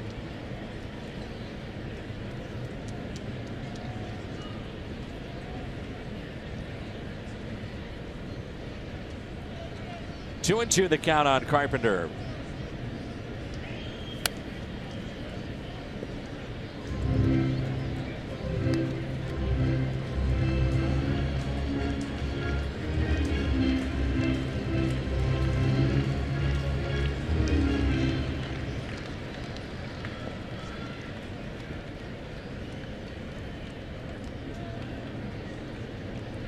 The 2-2. And Carpenter lifts a fly ball down the right field line, hooking foul. He has the ability with that type of swing to somehow put it in play more times than not, almost like a 9-iron. Like a wrist. He's had such late movement with his body. He stays back so well and he just throws his hands at the ball and just gives himself a good chance to fight pitches off that are pretty much unhittable. Just missed. Feldman sensational here today. He's given up 3 hits, a single to Molina in the second, double to Grichuk, that was in the third, single to Carpenter. The Plaza Tire Fox Tracks. No wonder Feldman wanted that one. A 3-2 pitch to Carpenter. Fouled back. He has kept these hitters off balance. As you mentioned, velocity's not great. It's okay. Throwing plenty hard to keep hitters off balance, and he's done that here today. Might see that fastball inside again. Pitch number 10 of the at bat. Inside. Carpenter draws the walk. See Feldman snap back at the baseball. The pitch before he wanted. Made a good pitch and didn't get anything out of it. It's frustrating. I think sometimes too when you're pitching like he's been pitching, as you see right here, he let one go. He's been pitching a really good game. He's been around the plate the whole time. Sometimes when you're out there on the mound, you're thinking, man, I'm doing everything I'm supposed to. You should be giving me that pitch, not taking it away from me. It's 7-0 game. Here's Blake Wood getting loose in the pen, and a base hit for Adams. So Adams 1 for 3, and the first 2 have reached here in the 7th. Blake Wood continues to throw in their bullpen. Feldman over 100 pitches now.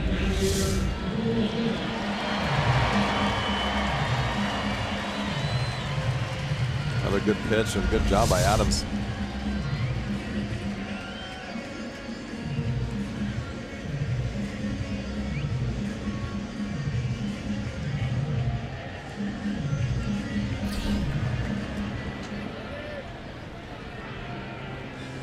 Looks like a double switch upcoming for Brian Price. Blake Wood coming into the game, and Scott Feldman sensational here this afternoon. The walk to Carpenter, base hit by Adams, knocks him out. Wood coming on when we come back.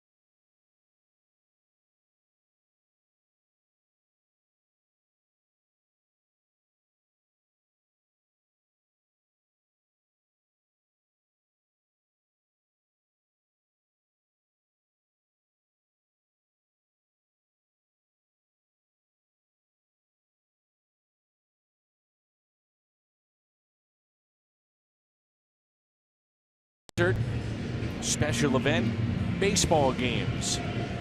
Your ticket everywhere to live. It's StubHub.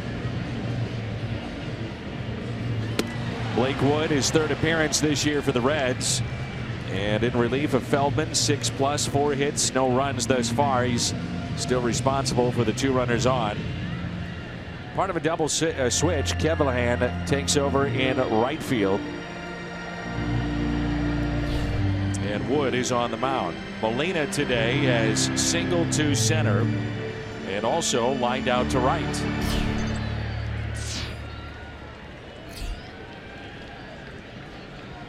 $7-0 our score. Cardinals have been out hit 9-4 in this game. Yachty on the first pitch. Oh, what a play down at third. Suarez to second. On to first, double play. Suarez, a terrific start of the double play. That ball was hit. Self-defense turns into a double play. It was a nice play by Suarez. Watch this reaction. A little bit of a weird hop. Throws it over there to second and on to first. It's a good play. So runner at third now. And 2 outs as Peralta takes a ball in the dirt. Johnny today is grounded into a fielder's choice. And he also struck out.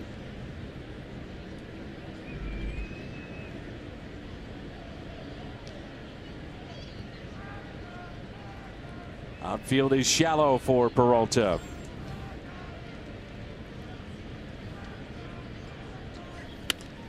And that's a foul ball. 1 ball and 1 strike. I don't remember center fielders or right fielders playing as shallow for Peralta as they are here today. They are very shallow for him. Doesn't hit the ball to right field that much. Obviously, you got Billy Hamilton in center.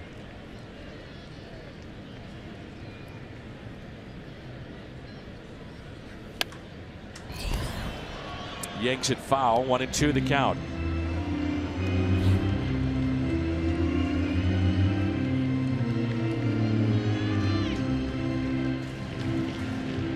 Souvenir in the seats here at Busch Stadium.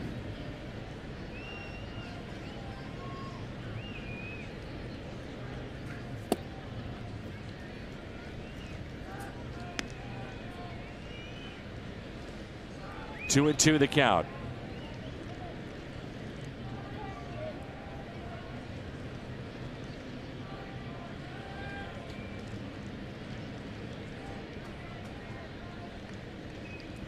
The 2-2.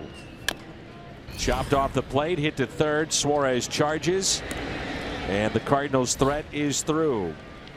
We head to the 8th. This inning highlighted by Suarez down at third. Cardinals trying to get something going. First and second, nobody out. This dandy started by Suarez in the double play.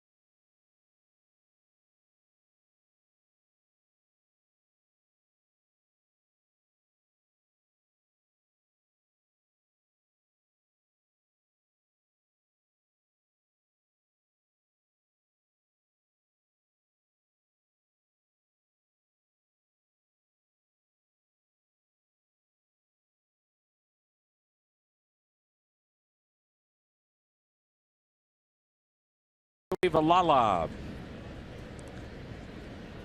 And he will deal with Zach Cozart, Stuart Turner, then Kivlahan, part of the double switch. Cozart today, an RBI triple back in the 5th.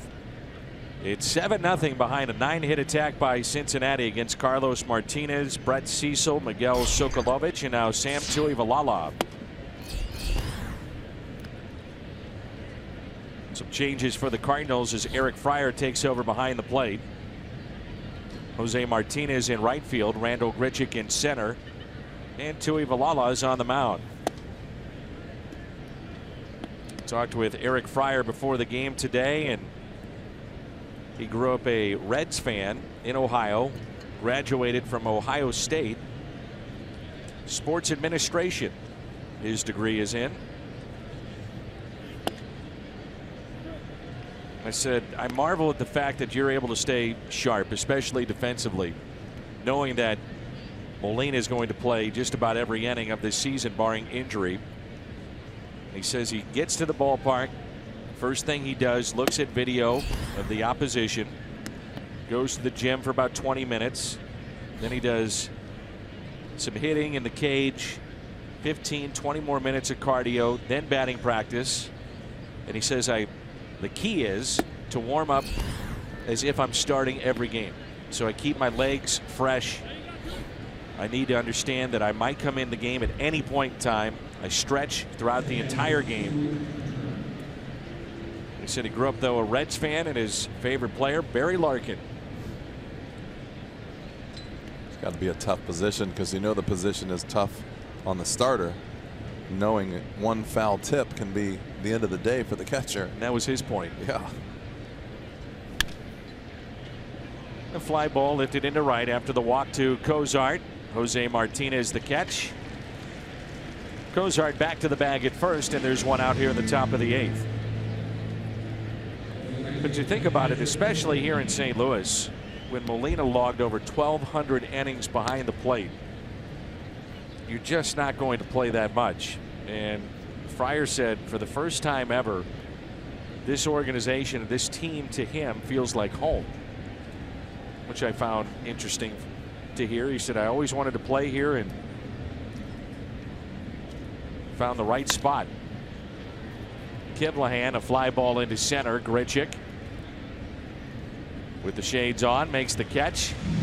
2 outs. It's kind of like being Tom Brady's backup. He's made some guys pretty good money being backup too. And some championships. That would be the fun part. Brings in Billy Hamilton, who's flied to center. He struck out in the 3rd, grounded to 2nd, and a double and a run scored back in the 7th.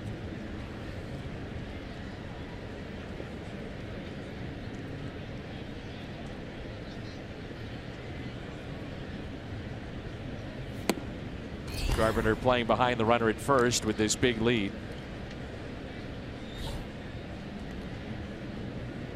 You wouldn't think Billy with a 7-run lead would drop down a bunt.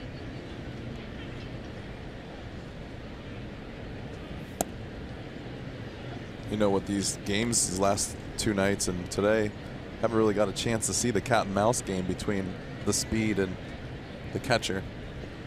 Just kind of looking forward to that. They didn't play yesterday. You talk about things to watch, fun things to see with the speed. Like, it's always interesting to see when a guy can really run, what you're going to do to keep him from being able to just steal 2nd and 3rd every time he's out there. Hamilton is 24 of 26 steals against Molina. And he hits a fly ball into right, backing up Martinez, and a scoreless inning for Sam Tuivailala. We head to the bottom of the 8th. It's all Reds.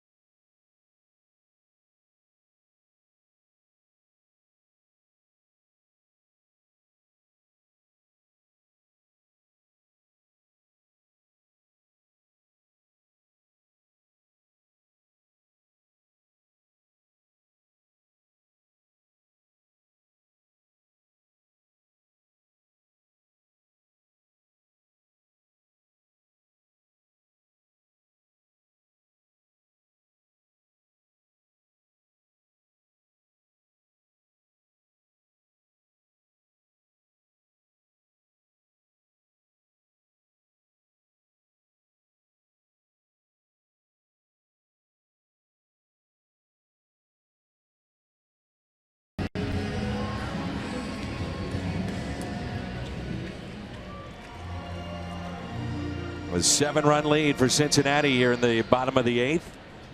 Jedd Gyorko will lead it off. A crowd today of 45,200. 4.5200. First pitch is popped foul and out of play. Gyorko is grounded to second and also flied out to center. Well, after week 1 of concern, barring one game, has been the offense of the Cardinals.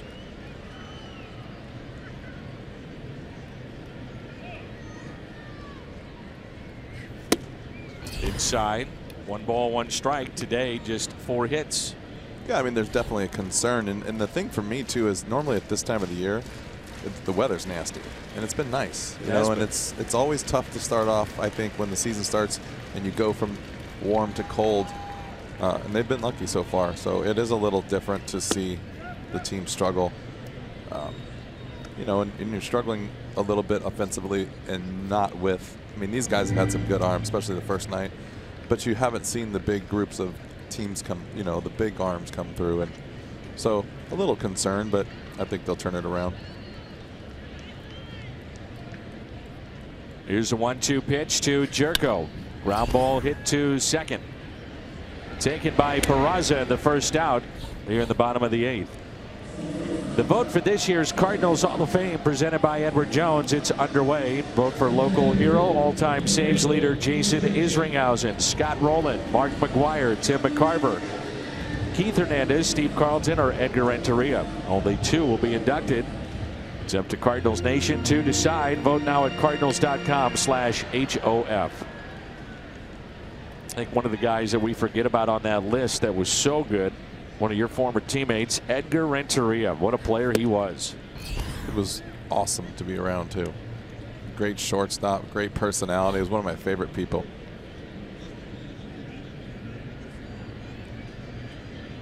Grichuk today with a double back in the 3rd is also struck out.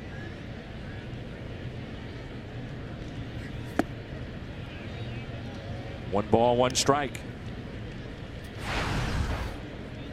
Edgar was from Colombia. Not many major leaguers are from Colombia.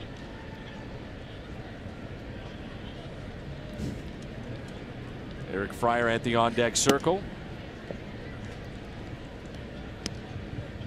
Just made me laugh just thinking about him. He was so funny, Edgar. Just a great, it was just so much fun to be around him because plus that Spanglish that he spoke. When the media was around, he didn't speak any English. He forgot English. None. But with you guys, he was able to communicate. Popped up off the bat of Grichuk. Votto under it. And there's 2 down. No Stephen Piscotty today, as Jim reported that. And Mike Matheny saying before the game that Piscotty would be available at some point in the game if need be. Wanted to get him into the game, but with the score 7-0, no reason to run that risk. And he also said one way or another, blowout, tight game, whatever the case may be, he wanted Seung-Hwan Oh to get some work today. We haven't seen him for a week. And Oh is throwing in the Cardinals' pen.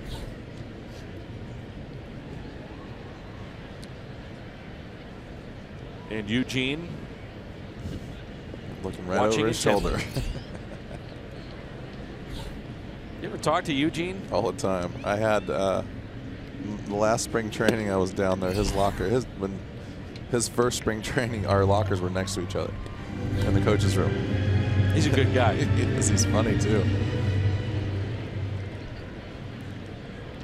He said, Dan, you wouldn't believe it. You're on TV and in print along with all your partners and Jim Hayes more than some of our local leaders. The reason being, when O comes into a game, it's a national story in South Korea. I can't tell if that kid is intrigued by Fred Bird or scared. It's all right, little buddy.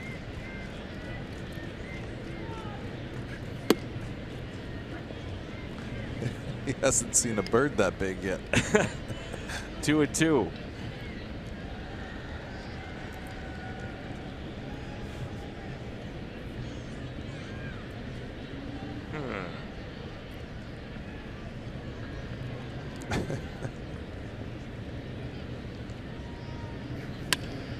And a base hit for Fryer.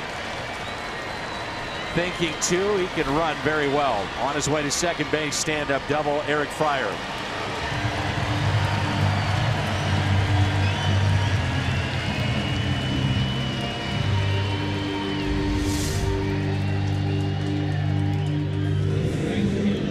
It's another one of those guys like Garcia, who just every time you see him, he's putting a good swing or hitting the ball hard. I mean, have a defensive swing and just nothing but the sweet spot. Line drive down the right field corner for a double. All he did last year as a backup with limited time was hit. Wasn't he like 8 for 8 at the beginning of the season last year? He was hitting around 500 for a while, yeah. For a while. Jeremy Hazelbaker, by the way, is 6 for 6 for the Diamondbacks to start this year. Jose Martinez looks at a strike.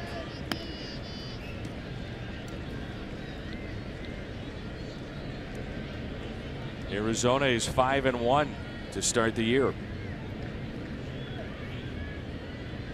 2 outs, runner at second. No balls and a strike on Martinez. First plate appearance of the afternoon. Another guy I want to see get some at bats. Let's see what he can do. Sometimes you go back into the pages of Tony and how he would manage if things got stale, a little dull. He would do that, especially on a Sunday. You'd see all the guys that were not regulars in that game.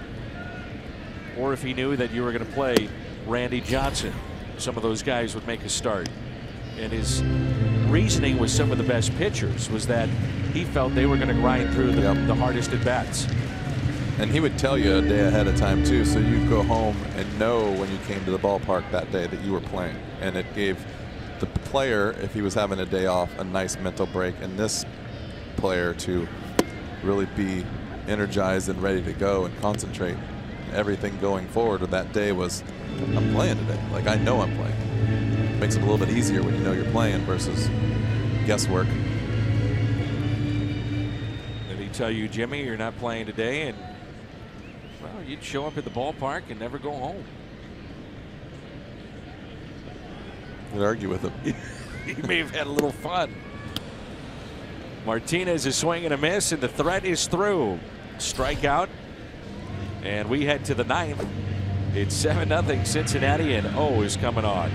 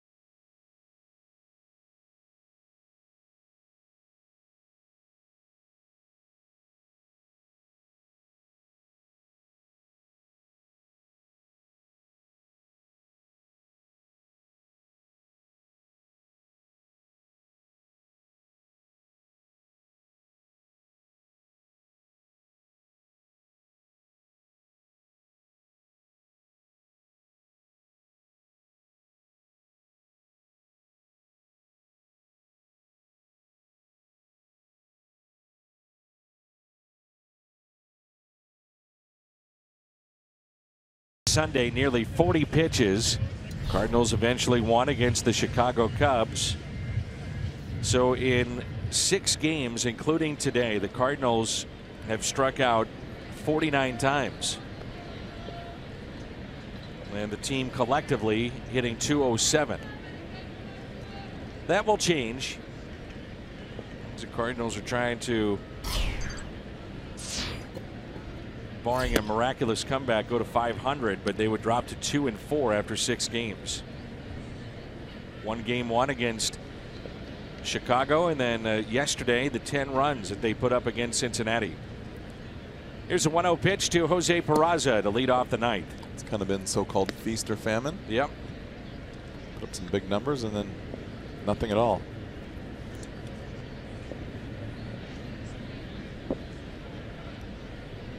The 2-0.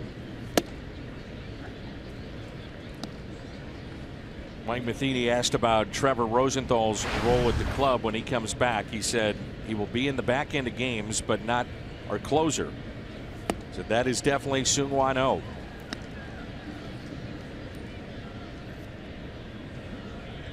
Two and two the count.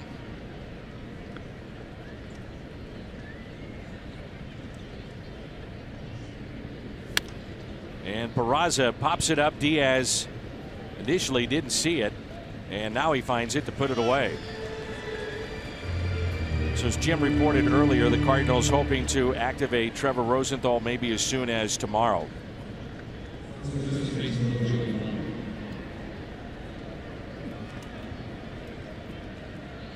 Oh, for the Cardinals is the 5th pitcher used. Carlos Martinez 5+, then Brett Cecil. As Votto takes a ball, Miguel Sokolovich, Sam Tuivailala, and then Seung-Hwan Oh.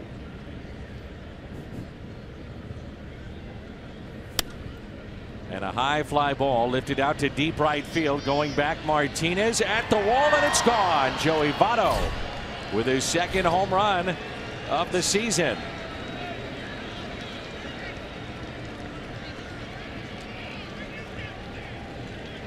Went down to get that pitch. Went down to get it and knew he got it too. You see the way he came out of the box. Just so compact. How short that swing is. Just got to hit the barrel, my friend. Just got to hit the barrel. The ball was at the bottom of the strike zone, underneath the strike zone. Well, last season, O allowed a total of 5 home runs, and already here in week 1, he's given up 2. 1 out, nobody on, and it's Adam Duvall. Big day for him, 3 for 4. Home run in the 2nd, base hit to left in the 4th, RBI single, and a run scored in the 6th.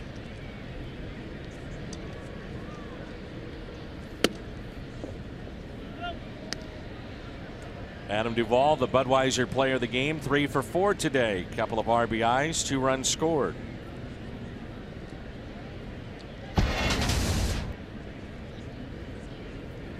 And the 2-0 pitch. 3-0.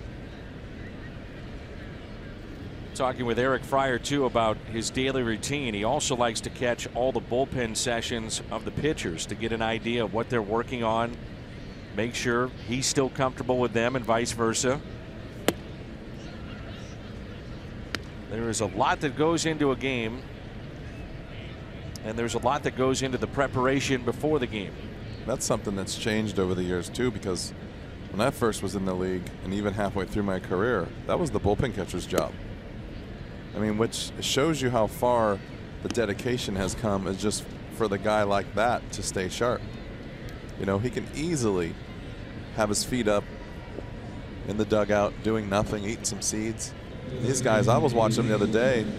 Yachty made the last out, and Eric ran all the way from the bullpen. I saw that too, yeah. All the way down, and to make sure he warmed up the pitcher in between innings. And that's something that, you know, I mean, Mike could run out there easily and do that. That's just something that he does. The other day with John Lackey, it was Miguel Montero made a final out, and he was catching that day, and Lackey's left standing on the mound waiting to warm up, trying to find the backup. They couldn't find Wilson Contreras. Carpenter playing behind the runner. The 0-1 is taken high. And the one thing you want to see if you're Mike Matheny is efficiency in this inning. No off day tomorrow, so already at 14 pitches, you want to get 0 through this. And the 1-1 and a base hit into center. Hard hit ball. With Suarez on base for the 4th time.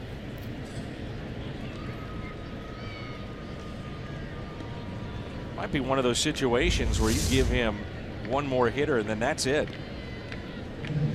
Make sure he's available tomorrow. And as we say that, Jonathan Broxton starts to throw.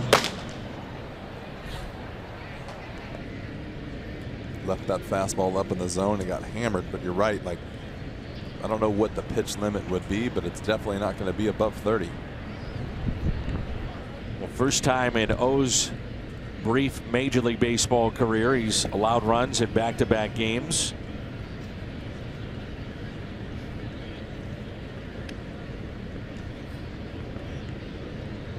Never shows emotion one way or another.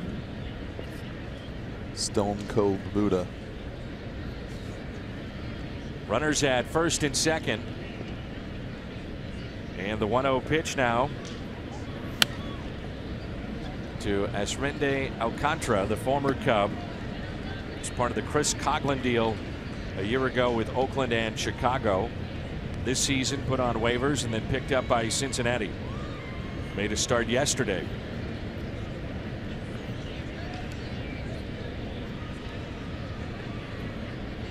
One ball, one strike. Pitch number 18 of the inning. Popped up. This will be Diaz. 2 down. You know, the thing about O too is when a guy cruises through the league, kind of how he did last year, all the other teams are taking notice and they're trying to figure out, okay, what are we going to do this time around, you know, to make an adjustment, because you can't just, as the visitor, so to speak, is you just can't allow a guy to go out there and just close out games like it's no big deal. So you got to figure it out. A little bit more attention to him this year, I would think. And I was talking to guys in spring training, and even like talking to Mike Shannon, he said, talked about the second year is tough, you know, to come back out and win and pitch or even hit while guys are making adjustments. Here's a 1-0 pitch to Zach Cozart. Teams in the second half were a little bit more aggressive earlier in counts against O. Not letting him try to establish that strike one and then set up the very good slider that he has. The 1-1 pitch in on his hands, and it's fouled back. 1-2 the count. Does a really good job. He's sneaky, can hit his location, pitches inside. You definitely don't want to get behind, because then you have the slider. And it's tough when a guy can throw 92 miles an hour and pinpoint fastballs inside on the corner. And then you have the slider to go with that.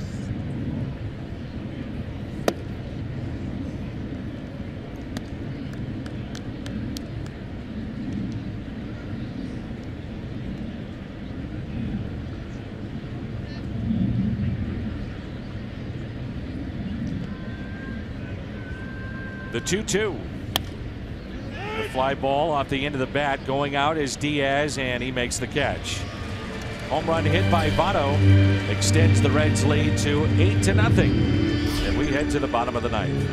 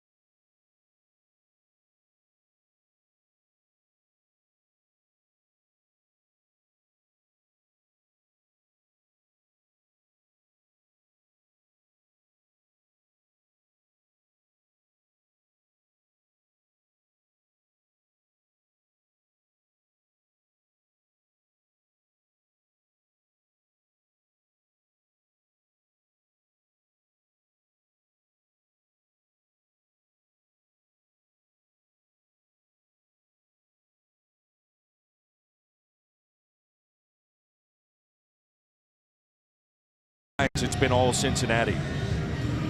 8-0 our score. Along with Cardinals Hall of Famer Jim Edmonds, I'm Dan McLaughlin. Jim Hayes is with us. All the post-game reaction is coming up. So Chevy called to the pen. Left-hander Tony Cingrani had a hold against the Phillies on Thursday.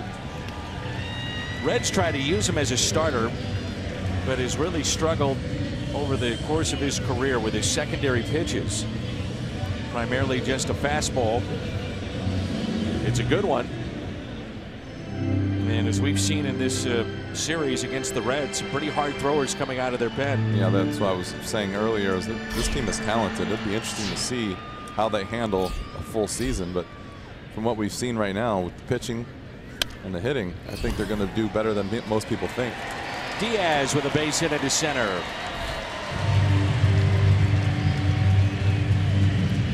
One for 4 on the day. Would you not agree with that from what you've seen so far? Yeah, to me it comes down for them starting pitching. If they can get any starting pitching, they'll be competitive. Anytime you look at a thumper like Votto in the middle of the lineup, then you have Schebler kind of coming into his own. Duvall obviously trying to build upon a tremendous season a year ago. You know, those three will provide issues with the opposition, but it comes down to, at least as I look at it, starting pitching. Always does. Yeah. That's the one thing that you look at with the Cardinals outside today with the start of Carlos Martinez. The pitching in 5 of the 6 games from the starters really good for the Cardinals. Yeah, they've done a good job at the start of this season.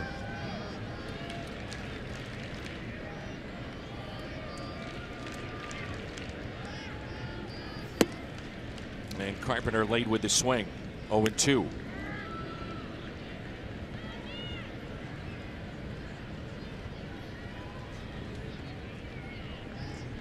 Matt today is struck out, single to right, and walked.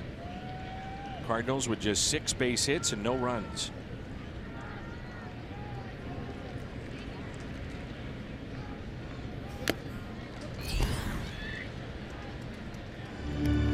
Held on to by Carpenter, and he strikes out.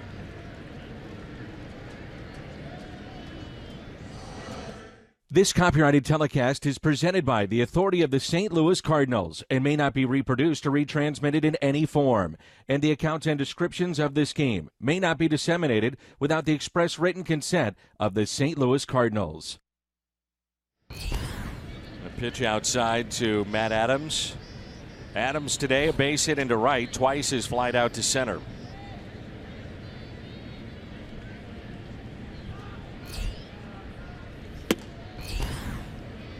This would be a good test for him. Lefty-lefty matchup. 0-2 the count. Good 95-mile-an-hour fastball right there.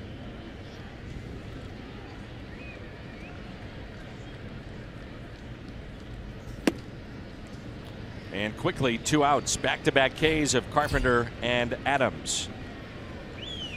And the Cardinals are down to their final out.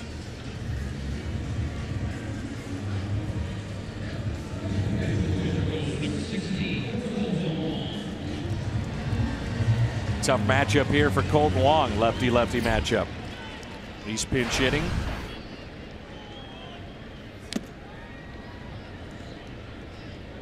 And I would say that the Cardinals want to give Stephen Piscotty one more day. Friars into the game, Martinez into the game. They had used Garcia. And the last man standing, Colton Wong, position player wise. Cingrani knocks it down. The Reds come in for the first time since 2011 in St. Louis and win a series. They take 2 of 3 in the final of 8-0 against the Cardinals. So Jimmy, big road trip coming up. Let's see if they can't get the bats going. Definitely a disappointing start, but there's a long way to go, and be interesting to see what happens here coming up in DC and New York. But definitely looking for some change. A post-game show is coming up. The Reds fans here are happy. Votto hit a home run, and they take 2 of 3. 8-0 the final. Post-game show next.